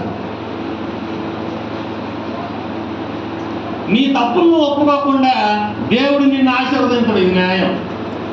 ఇప్పుడు ఒప్పుకోండి. మీరేం ప్రార్థన చేస్తారు? ముందు ప్రభువా నన్ను క్షమించయ్యా అని అడుగుతావా? నాకెందుకు ఇవ్వయ్యా అంటావా? నీ మనసు దేవుడితో ఉందా లేదో చూసుకొని ఎప్పుడైతే నీవు దేవుడి దగ్గర బతిలాడడం ప్రారంభిస్తావో దేవుడు కనికరించి కృప కలిగిన దేవుడు పాపమును వదిలిపెట్టకుండా దెబ్బ కొట్టి ఇచ్చాడు. అది గుర్తుపెట్టుకోండి. పాపానికి శిక్ష పడిందా లేదా? మరి మీరేం ప్రార్థన చేస్తున్నారు? శిక్ష పడాలని కోరుకుంటున్నారా? వద్దు. క్షమించయ్యా. ఏమని ప్రార్థన చేస్తున్నా? క్షమించేదేంటి? పాపానికి ప్రాయశ్చిత్తం జరగకుండా విమోచన కలిగిద్దా? యేసుక్రీస్తు ప్రభువారు లోకంలో ఉన్న పాపానికి విమోచన క్రయధనాన్ని రక్తముతో తీర్చాడు. ఓం పట్ అంటే అది జరగదా? మిమ్మల్ని అడిగాడు. ఓం పట్ అంటే జరగదా? సృష్టిని ఎట్టన్నాడేంది? సృష్టిని ఎట్టన్నాడేంది? అంతే కదా అందే. మరి ఇది కూడా ఇట్టంటే పోయేది కదా. ఎందుకు వాడు? కానీ ఎందుకు దేవుడు చేశాడు అంటే అక్కడ జరిగింది తప్పు కాబట్టి. తప్పు అనేది కనపడుతున్నంత వరకు కూడా నువ్వు పాపివేని అది నిన్ను నిరూపిస్తూనే ఉంటది. దేవునికి స్తోత్రం చెబుదామండి. దానిని నువ్వు విడిచిపెట్టి వచ్చేంత వరకు కూడా నువ్వు పాపివే అంటా ఉంటది. దానికి ఉన్న గుణమే. అందుకే దానిని తుడిచివేయాలి అని అంటే క్రయధనం కాచాల్సి వచ్చింది. ఈ యాకోబు తన తప్పులను ఒప్పుకోవడానికి కాలు ఎరగొట్టుకోవాలి. ఎదుర్కోవాల్సి వచ్చింది. ఇప్పుడు నీకు కావాల్సింది నువ్వు అడుగుతున్నావు, మరి దేవుడు నిన్ను ఏ వెరగొట్టాలని కోరుకుంటున్నావు? చెప్పండి, ఏ వెరగొట్టాలని కోరుకుంటావు? వద్దయ్యా, క్షమించు ప్రభువా, మన్నించు ప్రభువా, నాకు చిన్న గాయం కూడా తగలకూడదు ప్రభువా అని అంటున్నావు. న్యాయమేనంటారా? ధన్యుడు అవ్వాలి అని అంటే పాపానికి ప్రాయశ్చిత్తం జరగాలి. పాపానికి ఏం జరగాలి? ప్రాయశ్చిత్తం. ఇప్పుడు యాకోబుకి ఎట్ట జరిగిందో మరి మీకెట్ట జరిగిందో నాకేం తెలుసు? మన పాపానికి ప్రాయశ్చిత్తం ఎక్కడుందో తెలుసా? ఎక్కడ జరిగింది? యేసుక్రీస్తు ప్రభువారు తన రక్తాన్ని అడ్డం పెట్టి నీ మీద పడే దెబ్బని తన మీద వేసుకొని ఓ తల్లిలాగా అడ్డం వచ్చి తప్పు చేసినప్పటికీ కూడా పానీయండి అని భార్య భర్తని బతులాడతారు. తెలుసా మీకు? అది తెలిసి తెలియజేసాడు, అది తెలిసి చేసాడో తెలియజేసాడు అన్నది ఆ తల్లికి తెలుసు. కానీ వాడి మీద దెబ్బ పడటం ఆ తల్లికి ఇష్టం లేదు. అదే దేవుని ప్రేమ. ఈరోజు నువ్వు పాపం చేసినప్పటికీ ఇంకా బతికే ఉన్నావంటే దేవుని ప్రేమ ఇంకా ఆపుతూనే ఉంది. దేవుని స్తోత్రం చెప్తాం. పాపంలో ఉన్నప్పటికీ కూడా నీవు దేవునిని బతిలాడుతున్నావే, అందుకే జరగట్లేదు. యాకోబు అది తెలుసుకున్నాడు. పాపాన్ని వదిలిపెట్టకపోతే, తప్పును ఒప్పుకోకపోతే నాకు ఆశీర్వాదం రాదు. ఇది తెలుసుకున్నాక తన అన్నతో ఎదురు పట్టడానికి వెళ్తున్నప్పుడు, అన్న మొత్తం నీయేనే అని చెప్పాడు. మొత్తం నీయేనన్నా, నాకేమొద్దు, నా భార్య పిల్లలు, నా ఆస్తిపాస్తులు, నా గొడ్లు గోదులు ఏమున్నా సరే అన్ని నీకేనన్నా అంటే అర్థమైంది. ఏమైంది? యాకోబుకి మార్పు వచ్చింది. ఎప్పుడు వచ్చింది మార్పు? దేవునితో పెనుగులాడినప్పుడు వచ్చింది. ఈరోజు నువ్వు దేవునితో పెనుగులాడకుండా మారుతున్నానని చెప్తే మాత్రం కుదరదు. దేవునితో నీ సహవాసాన్ని నువ్వు అభివృద్ధి చేసుకోకుండా ప్రార్థన చేస్తే నాకు రావాలని కోరుకుంటే కుదరవు. యాకోబు మారాడు. మార్పుని జనాలు చూశారు. ఎవరు చూశారు? జనాలు. ఆయన చుట్టున్నవాళ్ళు, వాళ్ళ ఇంట్లో ఉన్నవాళ్ళు, వాళ్ళ తోబుట్టువులు, వాళ్ళ భార్య, వాళ్ళ భర్త, వాళ్ళ పిల్లలు చూశారు. సో ఈరోజు నీ మార్పు నీ ఇంట్లో వాళ్ళు ఒప్పుకుంటున్నారా? నీ మార్పుని మీ ఇంట్లో వాళ్ళు ఒప్పుకుంటున్నారా? అవునండి, మా నాన్న మారిపోయాడండి, మా అమ్మ మారిపోయిందండి, మా పిల్లలు మారిపోయారండి అనే మాటలు ముందు ఇంట్లో నుంచి రావాలి. ఎక్కడి నుంచి రావాలి? బయట వాళ్ళు కాదు మనం పొగడాల్సిందే, ఇంట్లో వాళ్ళు పొగడాలి. మార్పు ముందు ఇంట్లో చూపించు. నీ ప్రవర్తన, నీ ఆలోచన, నీ ప్రార్థన ఎలా ఉంది అంటే ఎప్పట్లాగే కాదు, యేసు ప్రభువులాగా ఉండాలి. యేసు ప్రభువులాగా నువ్వు ఎప్పుడైతే కనపడతావో, యేసు ప్రభువులాగా నువ్వు ఎప్పుడైతే ఉంటావో, అప్పుడు జనాలు నీకెళ్ళి చూడటం ప్రారంభిస్తారు. దేవునికి స్తోత్రం చెప్తామండి. జనాలు ఎవరికెళ్ళి చూస్తున్నారు? సిస్టర్, టైం తీసుకోవచ్చు. ఇక్కడ ఉన్న వాళ్ళకి నేను పొడిగించడం ఇష్టమేనా? ఇప్పటికే నాకు తెలియదు, 1 గంట అయిపోయాడు. నాకు తెలియదు, ఎందుకంటే వాచ్లు గీచలు మెయింటైన్ చేయండి. నేను 1 hour అయిపోయింది కదా, మొదలేసి 1 hour అయింది నాకు తెలుసు. అదేనా? 45 minutes అయింది. ఓకే, దేవుని స్తోత్రం. నాకు టైం తెలియదులే. ఎందుకు ఈ మాట చెప్తున్నాను అంటే, ఇప్పటి వరకు యాకోబు దేవుని మందిరం అవడానికి ఏం జరిగిందో చెప్పానంటే, నీకు యాకోబు దేవుని మందిరం అయ్యాడని ప్రజలు గుర్తించడం ఇప్పుడు చెబుతారు. ప్రజలు గుర్తిస్తే ఏం జరిగిందో ఇప్పుడు చెప్తారు. యాకోబు తన జీవితంలో మార్పుని ప్రజలకు చూపించాడు. ఎవరు చూపించాడు? ఇంతకుముందు దొంగోడు, ఇప్పుడు దొంగతనం మానేశాడు. ఇంతకుముందు తిట్టేవాడు, ఇప్పుడు తిట్టడం మానేశాడు. ఇప్పుడు ముందు లాక్కునేవాడు, ఇప్పుడు లాక్కోవడం మానేశాడు. ఇంతకు ముందు వేసి, ఇప్పుడు అది మానేశాడు. కోపిష్టి, ఇప్పుడు మానేశాడు. సో మార్పు అంటే నీ పిల్లలు చూస్తే వాడు చెప్పగలగాలి, మా నాన్న ఇంతకుముందు అలా లేడు, మా అమ్మ అలా ఉండేది కాదు, మీరు బాగుంటారు. ఎప్పుడైతే ఈ సాక్ష్యాన్ని నువ్వు పొందుకుంటావో అప్పుడు నీ దగ్గరికి కొంతమంది వస్తారండి. నీ దగ్గరికి కొంతమంది వస్తారు.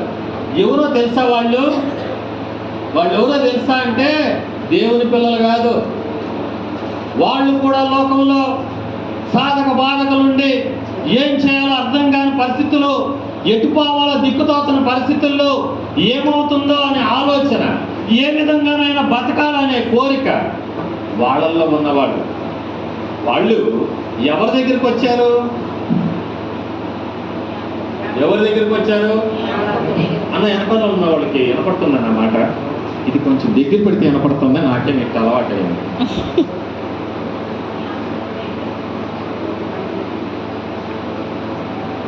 ఎవరిని చూస్తున్నారు?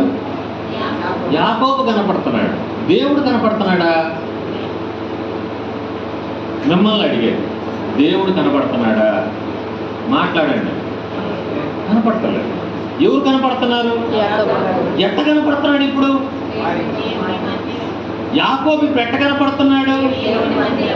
దేవుని మందిరంగా కనపడుతున్నాడు. పేరేమైనా మారిందా? ఎందుకు మారలేదు? వాళ్ళకి తెలియదు కావాలి. వాళ్ళకి యాకోబే తెలుసు, వాడి పేరే తెలుసు. వాడు మారిందట్టో తెలియదు, కానీ మొత్తానికి వాడు మారాడని మాత్రం కనపడుతుంది. పేరు మారలేదు కానీ క్రియలు మారిపోయినాయి. పేరు మారలేదు కానీ మనకి క్రియలు మారవు, పేరు మారిందంటే. మనకేం మారదు? మిమ్మల్ని అడిగారు, బాప్తిసం తీసుకోగానే పేరు మార్చేసేస్తాం కదా. క్రియలు మార్చుకో, పేరే మారుతారు. అందుకే జనాలు పాత పేరే గుర్తుపెట్టుకుంటారు, కొత్త పేరు పిలవరు. ఎందుకంటే మన క్రియలు కనపడుతున్నాయి కదా అక్కడ. మన దగ్గరికి కూడా రాడు. ఈరోజు నేను మీతో స్పష్టంగా చెప్తున్నాను, నిన్ను చూసి జనాలు దేవుని దగ్గరికి రావాలి. ఎవరిని చూసి? ఎవరిని చూసి? జనాలు ఎవరిని చూశారు? యాకోబుని చూశాడు, దేవుణ్ణి చూడలేదు. జనాలకి దేవుడు ఎవరో తెలియదు. మన చుట్టూన్న మనుషులకు కూడా దేవుడు తెలియదు. వాళ్ళు ఎతుకుతున్నారు ఎవరిని? దేవుణ్ణి. ఏదో ఒక రకంగా దేవుణ్ణి కలుసుకోవాలి, ఏ విధంగానైనా నా ఆశలు నెరవేర్చుకోవాలి, ఏ విధంగానైనా నా అక్రతలు తీర్చుకోవాలి అని వాళ్ళకి తెలిసిన మార్గాలని, వాళ్ళకి చెప్పిన మార్గాలని వాళ్ళు ఫాలో అవుతున్నారు. అవతలే నువ్వు భక్తి చేస్తున్నావు ఇంట్లో, వాళ్ళు పూజ చేస్తున్నారు ఇంట్లో. ఇద్దరికి ఉన్న ఉద్దేశం ఒకటే. ఏంటది? దేవుని కలుసుకోవడమే కదా. వాస్తవం కాదు ఇది. మీరు పోయి అడగండి, మేము కూడా పూజ చేస్తాం సార్, మేము కూడా ఏం చేస్తాం, మా దేవుడిని మేము కూడా కొలుస్తున్నాం సార్ అని అంటారు. ఎందుకని? వాళ్ళు భక్తి చేస్తున్నారండి. నువ్వేం చేస్తున్నావు? నేను కూడా అదే చేస్తున్నానంటారు వాళ్ళు.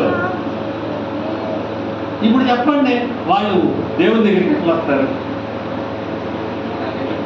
ఎట్లా వస్తారు? వాళ్ళు దేవుడికే పూజ చేస్తున్నారు. మరి కాకపోతే పేర్లు మార్పు అంతే. వాళ్ళు ఏమంటారు? అందరూ అంటే సార్ పేర్లే మార్పు. ఏం చెప్తావు సమాధానం? ఏమైనా చెప్పగలుగుతావా? వాళ్ళు భక్తి చేస్తున్నారు, మా దేవుడు మాకు లేడా అంటారు. అంటారా? అనరా? అంటారు. మరి నువ్వు దేవుని దగ్గరికి కాదు ఎలా చేయగలవు? అర్థమైందా? నేను 100 సంవత్సరాలు అయిందండి బాప్తిసం తీసుకొని, ఇంతవరకు ఒక్కడు కూడా నా ద్వారా దేవుని దగ్గరికి రాలేదు.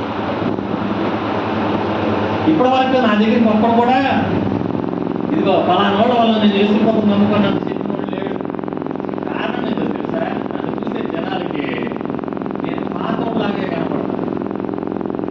ప్రార్థన వారాధనలో చేయాలను, తెల్లబట్టలు వేసుకున్నాను, ప్రతి వారం కంటిన్యూస్గా చర్చికి వెళ్తున్నాను. ఇది మాత్రమే నా క్రియ. అని నన్ను చూసే వాళ్ళకి ఏం కనపడుతున్నాయి? అదే కనపడుతుంది. దేవుని దగ్గరికి జనాలు రాకపోవడానికి కారణం మనమే. అందుకే అది యాకోబు దేవుని మందిరమైంది. జనాలకి యాకోబే కనపడ్డాడు, దేవుడు కనపడలేదు, దేవుడు కూడా కనపడలేదు. యాకోబు దేవుని దగ్గరికి అని అన్నారు. ఎందుకు యాకోబుకి దేవుడు అనే పేరు జత చేశారు అంటే వాటి క్రియలు మారినాయి. పేరేం మారలేదు, క్రియలు మారినాయి. సో బాప్తిజం తీసుకుంటే మారాల్సింది ఏంటి? మిమ్మల్ని అడిగారు, పేరు మార్చుకోవాల్సిన అవసరం లే, నీ క్రియలు మార్చుకో. పేరు మార్చుకోవాలంటే నీ క్రియలు మార్చుకున్నాక మార్చుకోవచ్చు. నీ క్రియలు మారిన తర్వాత మార్చుకోవాలి, తప్పే కాదు.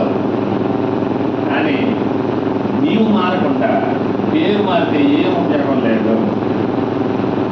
యాకోబుని జనాలు చూస్తే ఇప్పుడు జనాలకు ఒకటి అర్థమైందండి. ఏం అర్థమైందో తెలుసా? యాకోబు ఇంత ముందు లాగలేడు, యాకోబు ఇంత ముందు లాగా వాడుకోవడం లేదు, యాకోబు ఇంత ముందు లాగా ఎక్కడంటే అక్కడ కనపడటం లేదు. ఎట్ట నింటున్నాడో ఎట్ట ఉంటున్నాడో మొత్తానికి పూర్తిగా దిట్టిగా ఏం బాధలు లేకుండా ఆ మొహం చూడరా ఎంత కళగా ఉంటుందో. ఏం చేస్తున్నాడు అంటారు?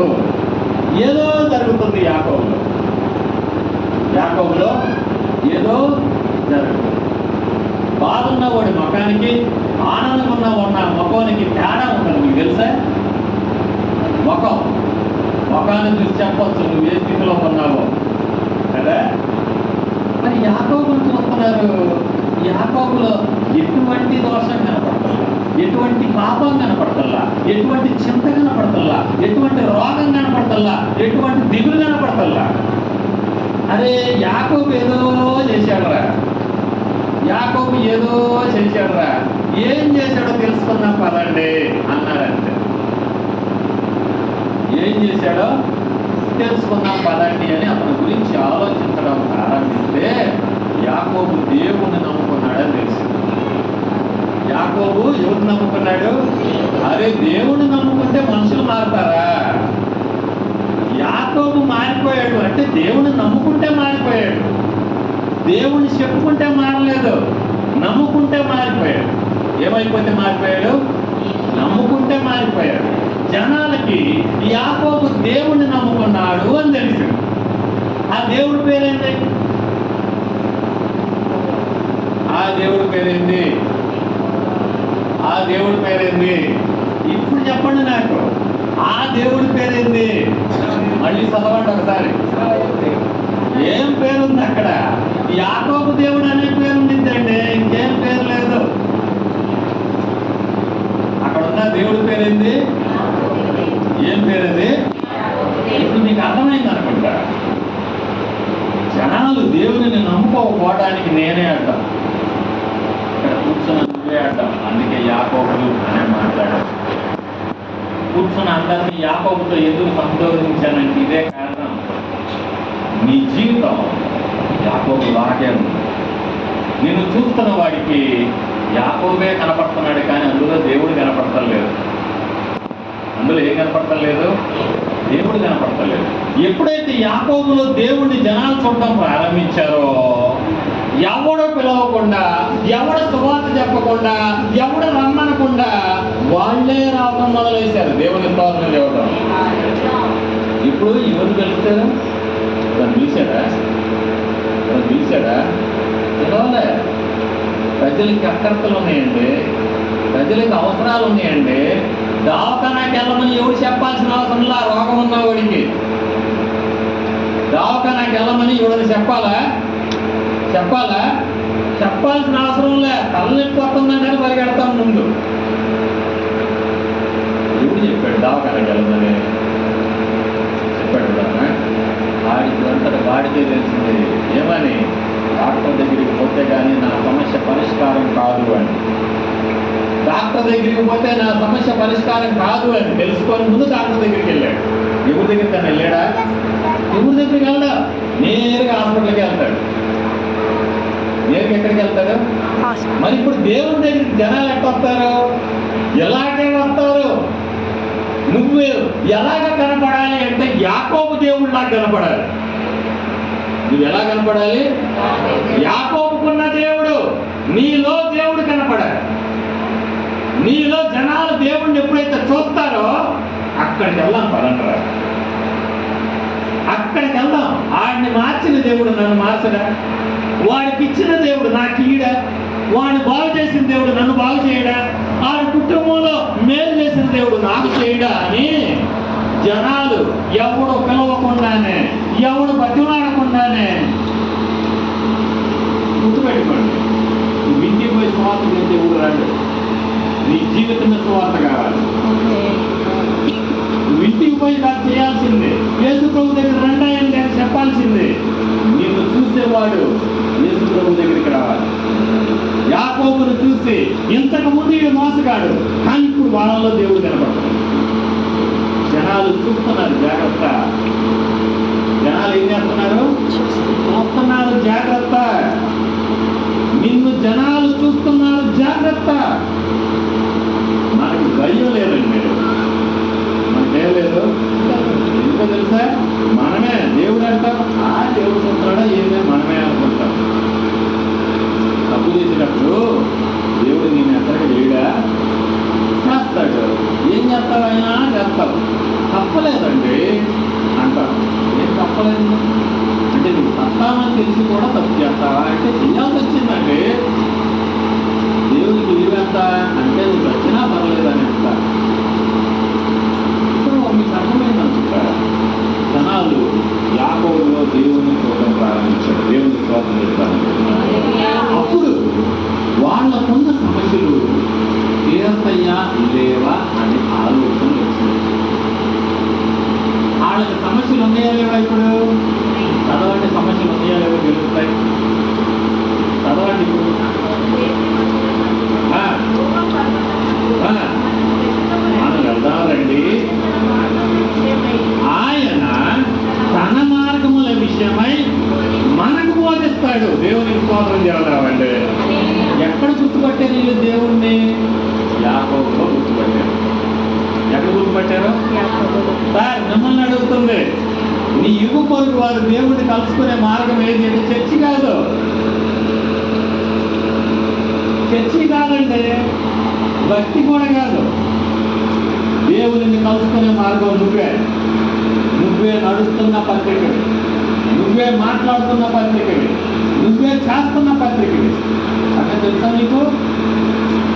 నీ క్రియల్లో నీతి కనపడితే, నీ క్రియల్లో యథార్థత కనపడితే, నీ క్రియల్లో పవిత్రత కనపడితే, జనాలు నిన్ను చూస్తున్నప్పుడు ఇంతకు ముందు మంచోడు కాదు కానీ ఇప్పుడు మంచోడే, ఇప్పుడు మంచోడని నీకెళ్ళి ఎన్ని కళ్ళు తొక్కనే తెలుసా? వాళ్ళందరికీ నీవు మంచిగానే కనపడుతూ ఉంటారు. నటిస్తే జనాలు దేవునికి దూరం అవుతారు. దానికి కారణం నువ్వే. దేవునికి అనేక మందిని దూరం చేస్తుంది ఎవరు ఇప్పుడు అంటే ఇక్కడ కూర్చున్న నీకు నేనే. నీకు అవునన్నా కాదన్నా ఒప్పుకోవాల్సిందే. ఎందుకో తెలుసా? నీకు చూస్తున్నప్పుడు ఎవరు మంచిగా అంటలేదు. ఇంట్లోనే సాక్ష్యం సరలేదు, నీకు ఊళ్ళో యాక్షన్ తప్పదండి. ఇంట్లోనే సాక్ష్యం సరలేదు, నీకు ఊళ్ళో ఎక్కడి నుంచి వస్తుంది? వస్తుందా? రాదు. అందుకే మన సాక్ష్యాన్ని మనం నిరూపించుకోవాలి. నువ్వు యేసు ప్రభు బిడ్డవి అయితే యేసు ప్రభుతో కొట్లాడి, ప్రభువా పోగొట్టుకున్న స్వాతంత్రాన్ని తిరిగి నాకు దయచేయి, పోగొట్టుకున్న ఆధిక్యతను తిరిగి నాకు దయచేయి. అడుక్కునేవాడిని కాదయ్యా, నేను ఆర్డర్లు వేసేవాడిని. దేవుని పిల్లలు ఆర్డర్లు వేసేవాడు. సంగతి తెలుసా మీకు? అడుక్కునేవాడు కాదు. అడుక్కుంటున్నావు అన్న సంగతి కూడా నీకు తెలిసింది. బట్టలు ఆడుకుంటున్నా కానీ దేవుడు ఇట్లేదని నీకు అర్థమైంది. నీకు చేయాల్సిన పని తెలుసా? యాకోబు మారినట్టుగా మారాలి. దీన్ని ఎవడు బతులాడి చెప్పడం. నీకు ఆశీర్వాదం కావాలా? నువ్వు దీవించబడాలనుకుంటున్నావా? ఈ పని నువ్వే చేయాలి. అసలు నా కోసం ప్రార్థన చేయండి. ఉద్యోగం వచ్చినట్టుగా పొలం కూర్చోబెట్టుగా ఏం సంగతి చెప్పండి. ప్రార్థన ఎవరు చేయాలి? ప్రార్థన ఎవరు చేయాలి? ఎవడు అక్కర్లో ఉన్న వాడు చేయాలి. మరి మేమెందుకు చేయాలి ప్రార్థన? మేమెందుకు చేయాలి ప్రార్థన? రుణపరచడానికి. ఇద్దరు ముగ్గురు ఏకీభవించి ఏది భూమి మీద బంధిస్తారో పరలోకంలో బంధించబడుతుంది. నువ్వు కూడా దేవుని ప్రభా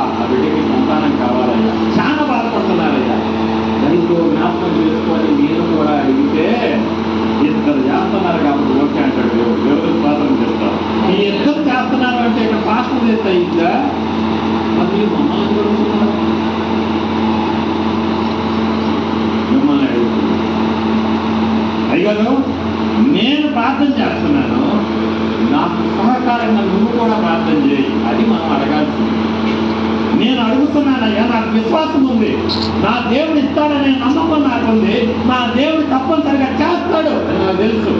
కానీ నువ్వు కూడా దేవుని సేవకుడివి, నువ్వు కూడా దేవుని యొక్క విశ్వాసం ఉంచిన వ్యక్తివి కాబట్టి నా కొరకు కూడా ప్రార్థించి ఖచ్చితంగా చేస్తాడు దేవుడు. అది కదా మనలోకి రావాల్సింది, అది కదా మనలోనికి రావాల్సింది. నేను తెలంగాణకి 2005 వచ్చానండి.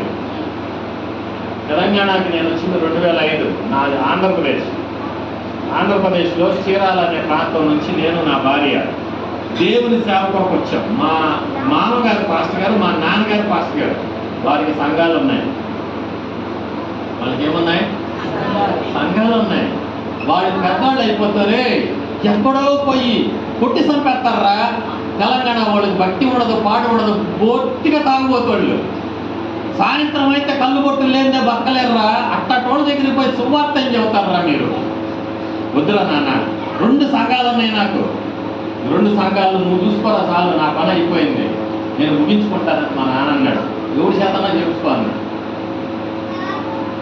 7% చేయించుకో అన్నాడు. ఎందుకని? నేను ఎవడో కన్న పిల్లల మీద అధికారం చేయడానికి దేవుడు నన్ను ఒప్పుకోలేదు. నేను కూడా ఆత్మల కనే భావంలో ఉన్నాను. నేను బల్ల తీసుకుంటున్నాను డాడీ, బల్ల తీసుకుంటున్నాను డాడీ. నేనేం చేయాలి?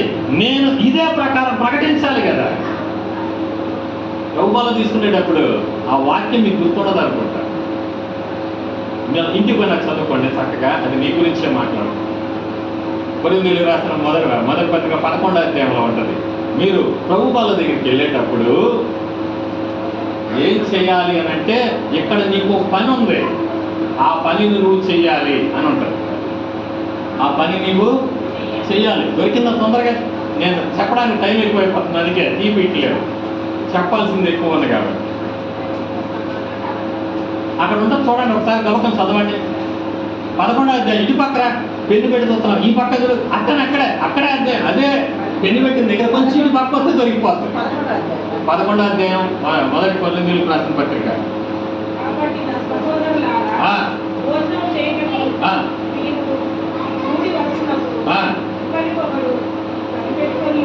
అది కాదమ్మా, కొంచెం కలిగేళ్ళొద్దాను తొందరగా.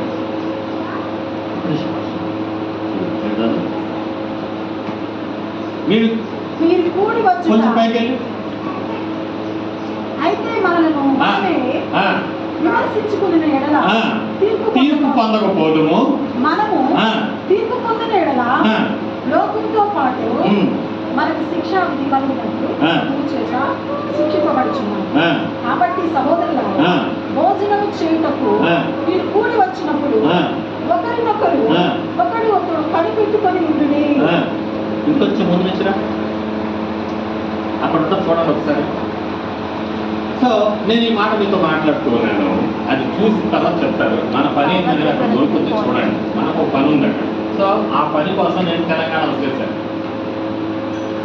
తెలంగాణ వచ్చింది మొదలుకొని ఇప్పటి వరకు కూడా సింగిల్ రూపాయి అప్పు చేయకుండా బతుకుతున్నాను. గుర్తుపెట్టుకోండి, ఇది నా ఘనతనం గొప్పతనం అనను. దేవుని మీద నేను ఆధారపడే జీవితం అంటాడు. నాకు తెలంగాణలో ఎవరు చుట్టారు లేరు, ఎవరు బంధువులు లేరు, నా ఊళ్ళో అసలే లేరు. సో ఎందుకు నేను దేవుడి కొరకు ఇంత దూరం వచ్చానంటే, నన్ను పోషించేవాడు దేవుడు. ఏ రోజు కావాల్సింది ఆయన వారికి ఇస్తారు. ఇందాక నేను చదివిన మాట గుర్తున్న, తన ప్రియులు నిద్రిస్తూ ఉంటే నేను దేవుని దగ్గర నమ్మేదే. నీకేం అడగదు ప్రభువా, నేను నీకు ఇష్టమైతే ఈరోజు నాకు కావాల్సినవి వచ్చేస్తానంటానంతే. నా పిల్లలు ఇప్పుడు బీటెక్ పెద్దామే, డిగ్రీ 2nd ఇయర్ చిన్నామే. ₹1 ఖర్చు పెట్టట్లేదు వాళ్ళకి నేను. అట్టని మాది ఎస్సీ అని అనుకునేది, బీసీసీ ఆల్రెడీ కాస్ట్ ఎప్పుడో మార్చేశాను. యేసు ప్రభు నమ్ముకున్న తర్వాతే నేను కాస్ట్ మార్చుకున్నాను. కాస్ట్ మార్చుకుంటే రిజర్వేషన్లు కోల్పోతామన్న సంగతి మీకు తెలుసు, అందుకే మీరు ఎవరు మార్చుకోరు, నాకు కూడా తెలుసు. ఇది వాస్తవం. కానీ రిజర్వేషన్లు ఎవరికి కావాలంటే దేవుడు పెద్ద రిజర్వేషన్ నీకు ఇస్తుంటే అది ఎవరికి కావాలి? అర్థమైందా? నా ఆశ, నా ఆలోచన అంతా ఇదే. మా పిల్లల పెద్ద ఇప్పటికీ కూడా రూపాయి బ్యాంకులో వేసింది లేదు. ఆడపిల్లలు పెద్దవాళ్ళు వస్తున్నారు, సార్ పెళ్ళిళ్ళు ఏం పెళ్లి చేస్తారు సార్ అంటున్నారు అన్నయ్యకులు. నేను ఒకటే చెప్తున్నా, ఆడదాళ్ళు చూసుకుంటాడు. నా దేవుడు నాకు వాళ్ళని ఇచ్చాడు, నేను కనలేదు. దేవుడు వాళ్ళని నాకు ఇచ్చాడు. నాకు ఇచ్చినోడు ఎవరు? దేవుడు. వీళ్ళెవరు పిల్లలు? దేవుడు పిల్లలు. వాళ్ళని పోషించిన పని ఎవరిది? దేవుడిదే. ఏం కావాలో చూసేది దేవుడు. నాకేం పని? మధ్యలో మధ్యవర్తిని మాత్రమే. దేవుడా వీళ్ళకి ఇది కావాలి ఇయ్యి అని అడగడమే నా డ్యూటీ. ఇప్పుడు అర్థమైందా విశ్వాసం అంటే? విశ్వాసం అంటే ఏంటంటే చేసి చూపించేది. సో మీతో నేను మాట్లాడుతున్నా, యాకోబు దేవుడిలా కనపడ్డాడు. యాకోబును చూసిన జనాలకి దేవుడు ఎవరో తెలిసింది. దేవుడి దగ్గరికి వస్తే వాళ్ళు నా బాధలు తీరుస్తారు అని అనలేదు. ఆయన ఏం చెప్తాడో, ఆయన మార్గం ఏదో, ఆయన ఆలోచనలేయో అవి చెప్తారు. అప్పుడు మనం ఆటి నిందా అని అన్నారు. అక్కడ ఉన్న మాట అదే, ఇంకేం చెప్పలే. దేవుడి దగ్గరికి పోతే ఆస్తిపాస్తులు వస్తాయి, గర్భఫలాలు వస్తాయి, పెద్ద పెద్ద ఉద్యోగాలు వస్తాయని ప్రార్థనకు వచ్చే వాళ్ళు ఎక్కువయ్యారు. ఇది కాదు వచ్చేది. ఏమొస్తాయి? దేవుని దగ్గరికి ఆస్తిపాస్తులు వస్తాయా? రావు. ఏమొచ్చినాయి అక్కడ? ఆయన మార్గాలు వస్తాయి, జాగ్రత్త. ఆయన ఏం చెప్తాడు? ఈ మార్గంలోనే నడవాలి భయ్ అని చెబుతాడు. అంతే. ఈ మార్గంలోనే నడవాలంటే మనం వెళ్ళింది అందుకోసమా? నిష్టగా ఉండమని చెప్పాడు. ఉంటామా? మనకు కావాల్సిందేంది? అడిగేది ఇస్తే చాలు. అంతేగాని దేవుడు చెప్పినట్టుగా నేను ఎందుకు వింటాను, దేవుడు నడవమన్న మార్గంలో నేను ఎందుకు నడుస్తాను అంటున్నాం మనం. దేవుడి దగ్గర నువ్వు వస్తే ఖచ్చితంగా సమస్యలు వస్తాయి. నేను చెబుతున్నా దేవుని దగ్గరికి వస్తే ఖచ్చితంగా కష్టాలు వస్తాయి. మేలులు కలగతాయి అని నేను చెప్పను. ఎందుకంటే మంచి దారికి వెళ్ళేవాడికి కష్టాలే ఉంటాయి. భూమి మీద మనుషులు ఎందుకు పుట్టారో తెలుసా? శ్రమ అనుభవించడానికి అని రాసి ఉంటుంది. చూడండి కావాలంటే ఏమని రాసి ఉంటుంది? శ్రమ అనుభవించడానికి మనుషులు పుట్టారు భూమి మీద. మరి నువ్వు పుట్టిందే దానికోసమే, సుఖపడ్డానికి కోరుకుంటావా? సో అర్థమైంది. దేవుడి దగ్గరికి వెళ్తే దేవుడు తన మార్గాలను బోధిస్తాడు. వాళ్ళు బోధించిన తర్వాత ఏం జరిగింది ఒకసారి చెప్పండి, నేను ముగించేస్తాను. దగ్గరికి వచ్చేస్తాను. ఏం జరిగిందో చూడండి. వాళ్ళు దేవుని కలుసుకున్నారు. దేవుడిని కలుసుకున్న తర్వాత వాళ్ళ జీవితాల్లో ఏ రకమైన మార్పు వచ్చింది? అది యాకోబు వల్లే వచ్చింది.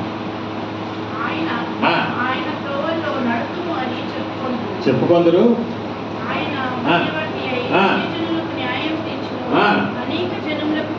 తీర్పు తీర్చును.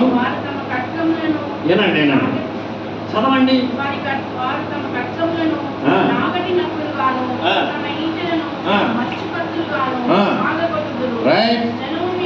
రైట్ ఆగేద్దాం. ఇప్పుడు ఆగుదాం. యాకోబును చూసి వచ్చిన వాళ్ళు ఎవరో చెప్పండి. యాకోబును చూసి వచ్చిన వాళ్ళు ఎవరు? ఇప్పుడు నేను అనుచరులు అంటే ఒప్పుకోను. కత్తులు పట్టుకొని వచ్చిన వాళ్ళు ఎవరిళ్ళు? కత్తులతో దేన్నైనా సాధించగలం, ఏమైనా చేయగలం అని బతుకుతున్న వాళ్ళు రోడ్ల మీద చాలా మంది ఉన్నారు. అధికారికాంక్ష, లాక్కునే జీవితం, ఇవన్నీ కలిగిన వాళ్ళు కత్తులు పట్టుకొని తిరుగుతున్నారంట. కత్తులు పట్టుకొని తిరిగే వాళ్ళకి ఎవరు అవసరమయ్యారు? ఎందుకోసమా? యాకోబుకున్న బతికే కదా ఆడదు కూడా. ఆడెట్ట మారాడో మనం కూడా అట్టనే చేద్దాం పదండి అని వాళ్ళు కూడా మారడానికి వచ్చారు. అందుకే దేవుడు చెప్పిన మార్గాన్ని వాళ్ళు విన్నారు. దేవునికి స్తోత్రం చేయాలండి. మారాలి అనే గుణం వాళ్ళకి ఎప్పుడు వస్తుందో వాడు ఆటోమేటిక్గా మారిపోతాడు. ఎవరు చెప్పాల్సిన అవసరం లేదు. నువ్వెంత బతిలాడినా మారదు. దేవుడు వాడిని మారేందుకు సమయం ఇయ్యాలి. సో వీళ్ళు ఎట్లాంటి వాళ్ళు వచ్చిన వాళ్ళు అంటే స్త్రీ పురుషులు వచ్చారంట. ఎవరెవరు వచ్చారు? స్త్రీ పురుషులు వచ్చారని నువ్వేడ చెబుతావు అని అంటావా? అందులో లేదుగా. ఆడ మగ వచ్చారని నువ్వేడ చెబుతావు అని అంటే అక్కడ రాయబడిన మాటలు చదివితే అవి ఎవరు వాడతారో తెలిసింది.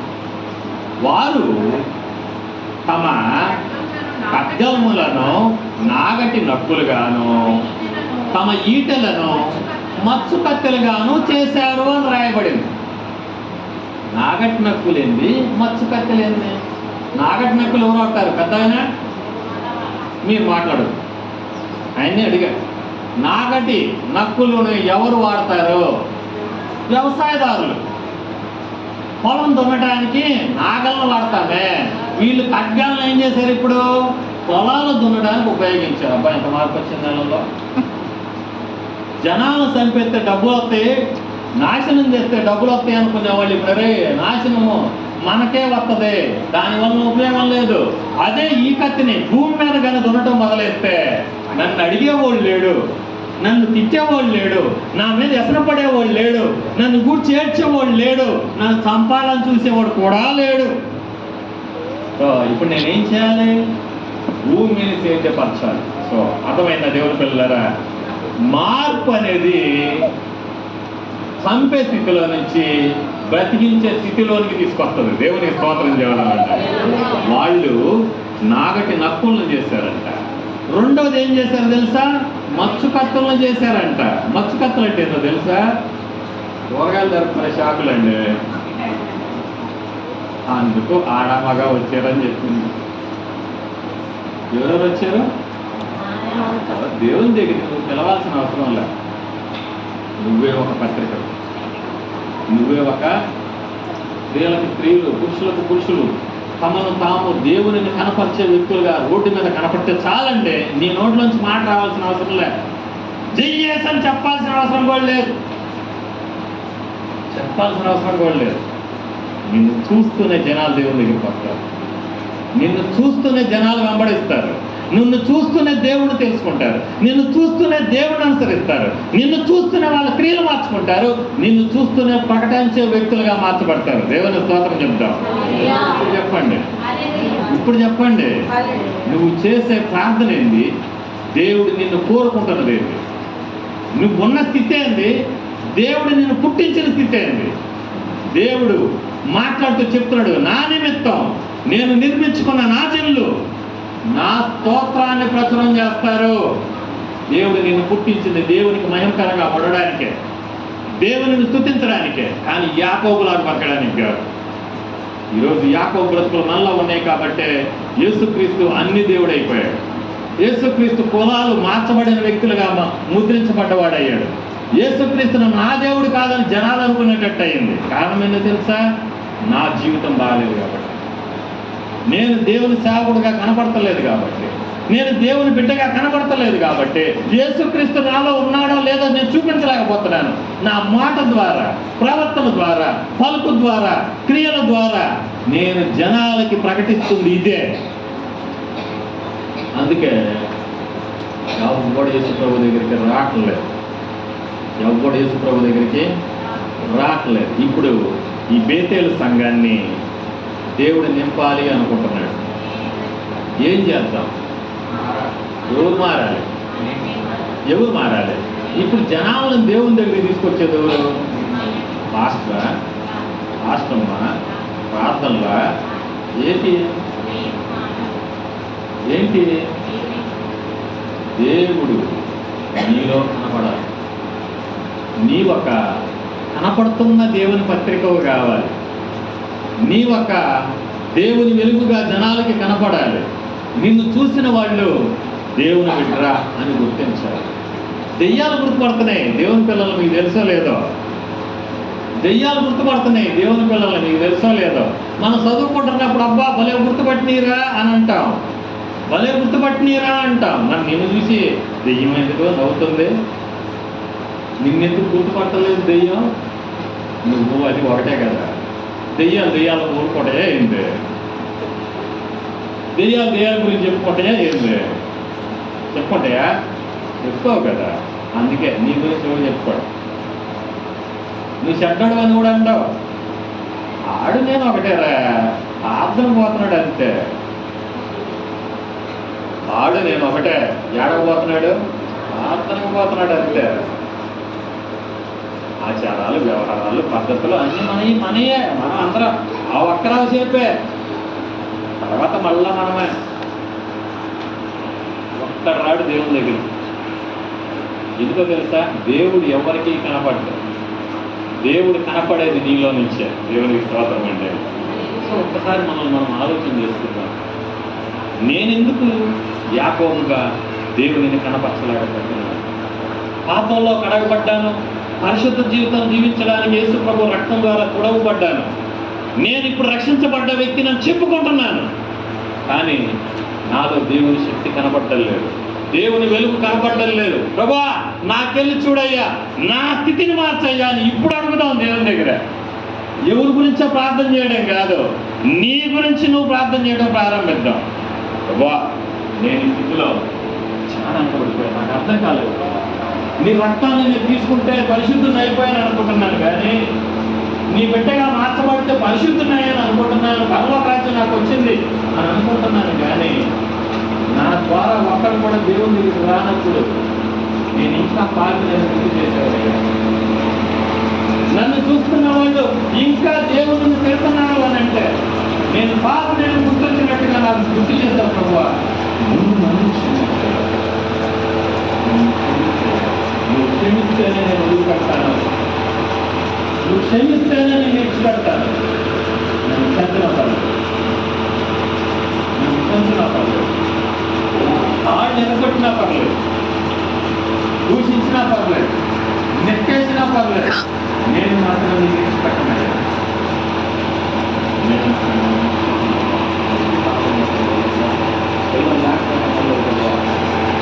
ఉద్యోగం లేకపోయినా పర్లేదు ప్రభువా, నాకు ముందు కావాలి.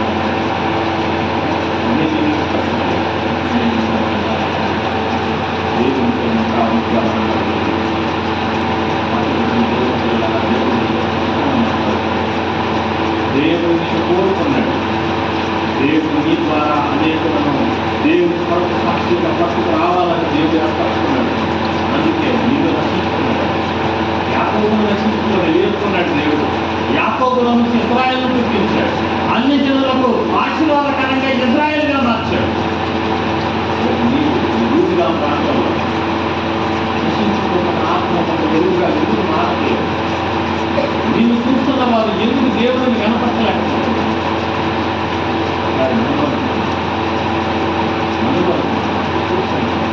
మనం అలాగే దేవుని అడగడం కంటే ముందుగా నీ వరకు చూసుకుంటే దేవుడు నీలో దేవుడు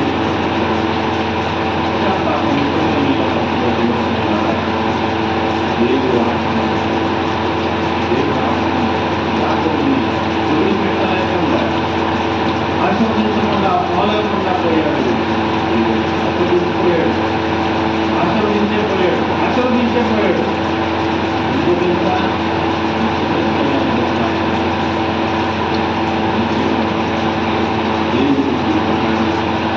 ఇంకొక చూస్తున్నారు, ఆలోచిస్తున్నారు.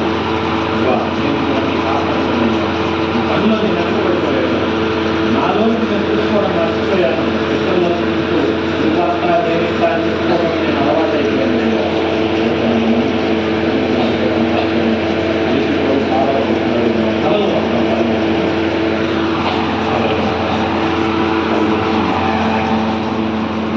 దేవుడు ఆయన నిన్ను ముఖాముఖిగా దర్శిస్తున్నాడు. చేత అయితే మోకరించడం కుదిరితే, నీ చేత అయితే మోకరించడం కుదిరితే, కుదరకపోతే అవసరం లేదయ్యా, పెద్దలను నేనేమన్ను, కానీ నీ చేత అయితే మోకరించడం కుదిరితే, ఇందాక చేతులు ఎత్తే ప్రభువా నేను ఏం లేనున్నాయ్యా అని చెప్పావు, ఇప్పుడు నీ ఎదుట నేను దాసున్నయ్యా, ఎందుకు పనికిరాను నేను నాకు అర్థమైందయ్యా. నీ పేరు పెట్టుకున్నాను కానీ నీ రూపం నాలో లేదు, నీ పేరు పెట్టుకున్నాను కానీ నీ సౌందర్యం నాలో లేదు, నీ పేరు పెట్టుకున్నాను కానీ నీ గుణాలు నాలో లేవయ్యా. నీ సన్నిధిలో నన్ను నేను నీకు అప్పగించుకుంటున్నాను ప్రభా, నన్ను క్షమించవా, నన్ను మరలా నీ బిడ్డగా స్వీకరించవా, నన్ను మరలా నీ రూపంలోనికి మార్చవా, నన్ను చూసేవారికి నిన్ను నేను కనపరిచేటట్లుగా నాలో నీ యొక్క రూపాన్ని తీసుకొని రావా ప్రభా. నీ ఎదుట నేను మనస్ఫూర్తిగా వస్తున్నానయ్యా.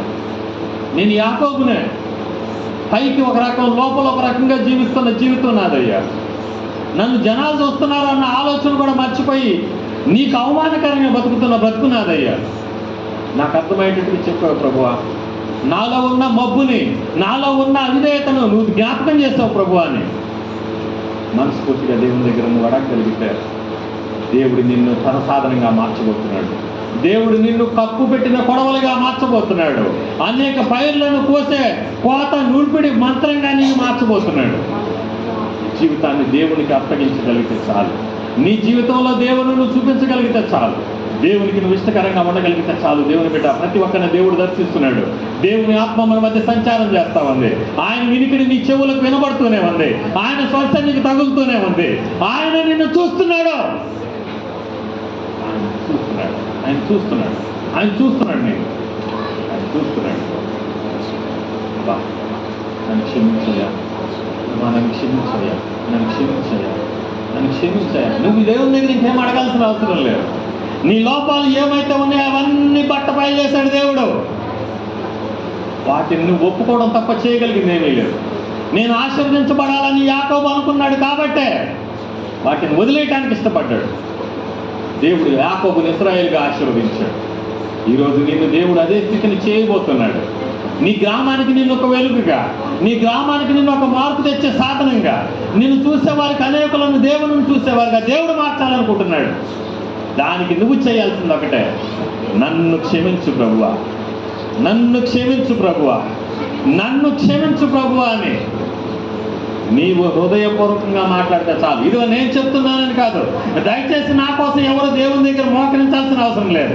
నా మాటను బట్టి ఎవరు కూర్చోవాల్సిన అవసరం లేదు. దేవుడు నీతో మాట్లాడుతున్నట్లయితే, దేవుడు నీతో మాట్లాడుతున్నట్లయితే ప్రభువుతోనూ మాట్లాడయ్యా, ప్రభువుతోనూ మాట్లాడయ్యా. నీ లోపల నుండి దేవునిని వేడుకోవాలి. యాకోబు ఏడుకున్నట్టుగా నువ్వు నన్ను ఆశీర్వదిస్తేనే కాదు, ఆశీర్వదిస్తేనే కాదు నేను వదిలిపెట్టుకోవాలి. చనిపోయినా పర్లేదయ్యా, నేను నీవు లేకుండా బతకడం నా జీవితానికి వేస్ట్ ప్రభువా అని యాకోబు ఏ విధంగా అయితే హృదయపూర్వకంగా దేవునిని బతిలాడి పెనుగులాడి సంపాదించుకున్నాడు, అదే అవకాశం ఈరోజు నీకు నాకు ఇచ్చాడు దేవుడు. ఆయన పేరు పెట్టబడి పిలువబట్టిన నా జనులు తమను తాము తగ్గించుకొని తమ ప్రవర్తన మార్చుకుంటే అదే కదా నాకు ఇష్టం అంటున్నాడు దేవుడు. ఈరోజు దేవుడు నిన్ను తన బిడ్డగా చూస్తూ ఉన్నాడు. ఇంకా దూరంగా ఉంటావా? ఇంకా ఒప్పుకోకుండా జీవిస్తావా? ఇంకా మార్పు లేనట్టుగా ఉంటావా? దేవుడు నిన్ను పిలుస్తున్నాడు. దేవుడు నిన్ను పిలుస్తున్నాడు. దేవుడు నిన్ను పిలుస్తున్నాడు.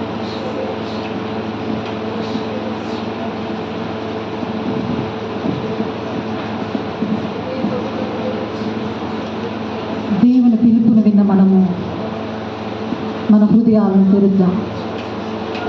ఆయన పిలుస్తున్నాడు. నీ మోసపు బ్రతుకుని ఎరిగిన ఆయన పిలుస్తూ ఉన్నాడు. నీ జీవితాన్ని ఎరిగిన ఆయన పిలుస్తూ ఉన్నాడు. ఆయన పిలుపుకు లోబడుతున్నాడు. వాత వేయబడిన మనస్సాక్షి కలిగి, కఠిన హృదయము కలిగి, నాకు ఈ బ్రతుకు చాలు, నాకు ఈ జీవితం చాలు, నేను మోసమును ఒప్పుకోలేని కాఠిన్యతతో మిగిలి ఉన్నావా? ఈ సమయంలో దేవుడు మాట్లాడుతున్నాడు. నువ్వు ఒప్పుకున్నట్లయితే నీ మోసపు బ్రతుకును తీసివేసిన ఆ తండ్రి నిన్ను ఇశ్రాయేలుగా మార్చడానికి సిద్ధపరుచున్నాడు. నిన్ను ఆశీర్వదింపబడిన జనముగా చేయడానికి సిద్ధపరచుచున్నాడు. నీ కుటుంబంలో నిన్ను విలువగల దానిగా నిన్ను చేయడానికి సిద్ధపరుచున్నాడు. నీ కుటుంబంలో నిన్ను గొప్పవానిగా చూడడానికి దేవుడు సిద్ధపరుచున్నాడు. దేవుని వైపు చూద్దాం. దేవునితో మాట్లాడదాం. హల్లెలూయా, హల్లెలూయా, హల్లెలూయా, హల్లెలూయా. పరిశుద్ధాత్ముడా, గొప్ప తండ్రి, మైటీ లార్డ్, నీకే వందనాలు, నీకే స్తోత్రాలు ప్రభువా. ఈ సమయంలో తండ్రి, యాకోబు దేవుని చూచిన ప్రజలు ప్రభువా, వారు కత్తులను నాయన నాగటి నక్కులుగా చేసుకున్నారు నాయన. ఆ నాగటి నక్కుల ద్వారా అనేక మందికి ఆహారాన్ని సిద్ధపరచడానికి సాధనములుగా వాడారు ప్రభువా. ఇక్కడ కూర్చున్న ప్రతి ఒక్క బిడ్డ ప్రభువా అలాగా ఉపయోగపడటకు సహాయం దయచేయండి. అనేక మందికి ఆత్మీయ స్థిరపరచండి ప్రభువా. వారు తెలుసుకున్న ఆ జీవ ఆహారము వారిలో పని చేయటకు క్రియారూపాన్ని దాల్చండి మైటీ లార్డ్. ఈ సమయంలో ప్రభువా, వారు ప్రభువా ఏ విధముగా అయితే ఆశీర్వాదాన్ని చూశారో ఆ ఆశీర్వాదాన్ని ఈ బేతేలు సంఘములో స్థిరముగా ఆశీర్వాదకరముగా అభివృద్ధికరముగా జరుగుటకు సిద్ధపరచండి ప్రభువా. నీ కృపలో స్థిరపరచండి ప్రభువా. ఇక్కడ కూర్చున్న ప్రతి ఒక్క బిడ్డను మీరు ముట్టండి ప్రభువా. నీ కొరకు నూతన సంఘముగా, నూతనమైన ఆత్మ ఫలాల చేత, నూతనమైన ఆశీర్వాదాల చేత, నూతనమైన మేలు చేత ఏ విధంగా అయితే తండ్రి నాయన నీ ద్వారా బలమును పొందుకున్నాడు యాకోబు, ఆ విధమైన బలము చేతను బిడ్డను స్థిరపరచండి. నీ కృపలో ఎత్తుకోమని అతి శీఘ్రము రాన్న యేసుక్రీస్తు నామం పేరిట అడుగుచున్నాను పరమ తండ్రి. ఆమేన్. ఆశీర్వాదం తీసుకు ఏం మాట్లాడతారు ఇంకా?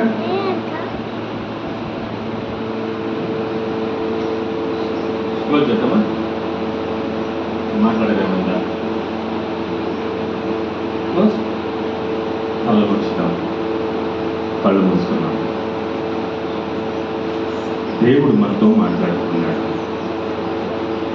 ఆయన సన్నిధి నిత్యము మనతో ఉంది. ఆయన నిన్ను ఎల్లప్పుడూ ప్రేమిస్తూనే ఉన్నాడు. నువ్వు యాకోబు అయినప్పటికీ కూడా దేవుడు నీతో ఉండడానికి ఇష్టపడుతున్నాడు. యాకోబులా నువ్వు ఉన్నప్పటికీ కూడా దేవుడు నీతో మాట్లాడుతూనే ఉన్నాడు. ఆయన నిన్ను ఆశీర్వదించడానికే పిలిచాడు. ఆశీర్వదించడానికే పిలిచాడు. కృపా సత్య సంపూర్ణుడమైన యేసయ్య, కనికరమును జాలిని మా పైన పొమ్మనిచ్చిన దేవా, మేమున్న స్థితిని మాకు తెలియచేసి మేము నీ పత్రికలంగా ఉండాలి అన్న సంగతిని మాతో స్పష్టంగా మాట్లాడినందుకు వందనాలయ్యా. ప్రభు సన్నిధిలో నిలబడే వారంగా, హర్షితమైన జీవితం జీవించే వారంగా, మా రక్షకుడు మా ప్రభువు మమ్మల్ని కన్నవాడు అని నిలుపుచి మాట్లాడుతున్న మేము అనేకులను నీ వైపు తీసుకురావాల్సిన బాధ్యత కాలం కలిగిన వారంగా ఉన్నామయ్యా. ఈ పనిని మేము మర్చాం. మేము అనేకులను రక్షించే పనిలో పడ్డాం ప్రభువా. అనేకులను నీతో కలపాలనే ఆశతో ఎంతగానో ప్రయాసపడుతూ ఉన్నాం ప్రభువా. చేయాల్సిన దానిని జ్ఞాపకం చేసిన దేవానికి వందనాలు. ఈ సంఘం మీద నీ కరుణ రాని, సంఘంలో ఉన్న ప్రతి వ్యక్తి ఇది నా దేవుడు నాతో మాట్లాడుతున్న మాట, ఆయన నా గురించి చెప్పిన మాట, ఆయన నా గురించి హెచ్చరిక చేసిన మాట అని హృదయపూర్వకంగా నీకు లోబడ్డానికి దయచేయండి.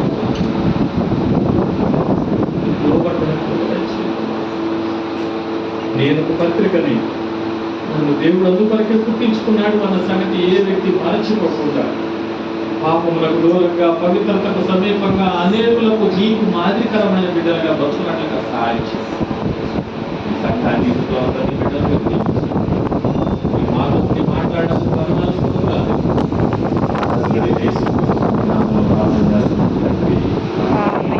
పరమ తండ్రి అయిన దేవుని ప్రేమ, కుమారుడైన యేసుక్రీస్తు వారి కృప, మనతో ఉండి నడిపిస్తున్న పరిశుద్ధాత్మ యొక్క సహవాసం, సమాధానం కూడి మనకు సకల పరిశుద్ధులు. ప్రాముఖ్యంగా ఈరోజు నేను దేవుని బిడ్డను, దేవుని కొరకు బ్రతకాలి, దేవునిలా బ్రతకాలని తీర్మానించుకున్న వారికి ఇప్పుడు ఎల్లప్పుడు సదాకాలం తోడేని నడిపించును గాక. ఆమేన్. ఆమేన్. అందరం చప్పట్లు కొట్టి దేవుడికి మహిమ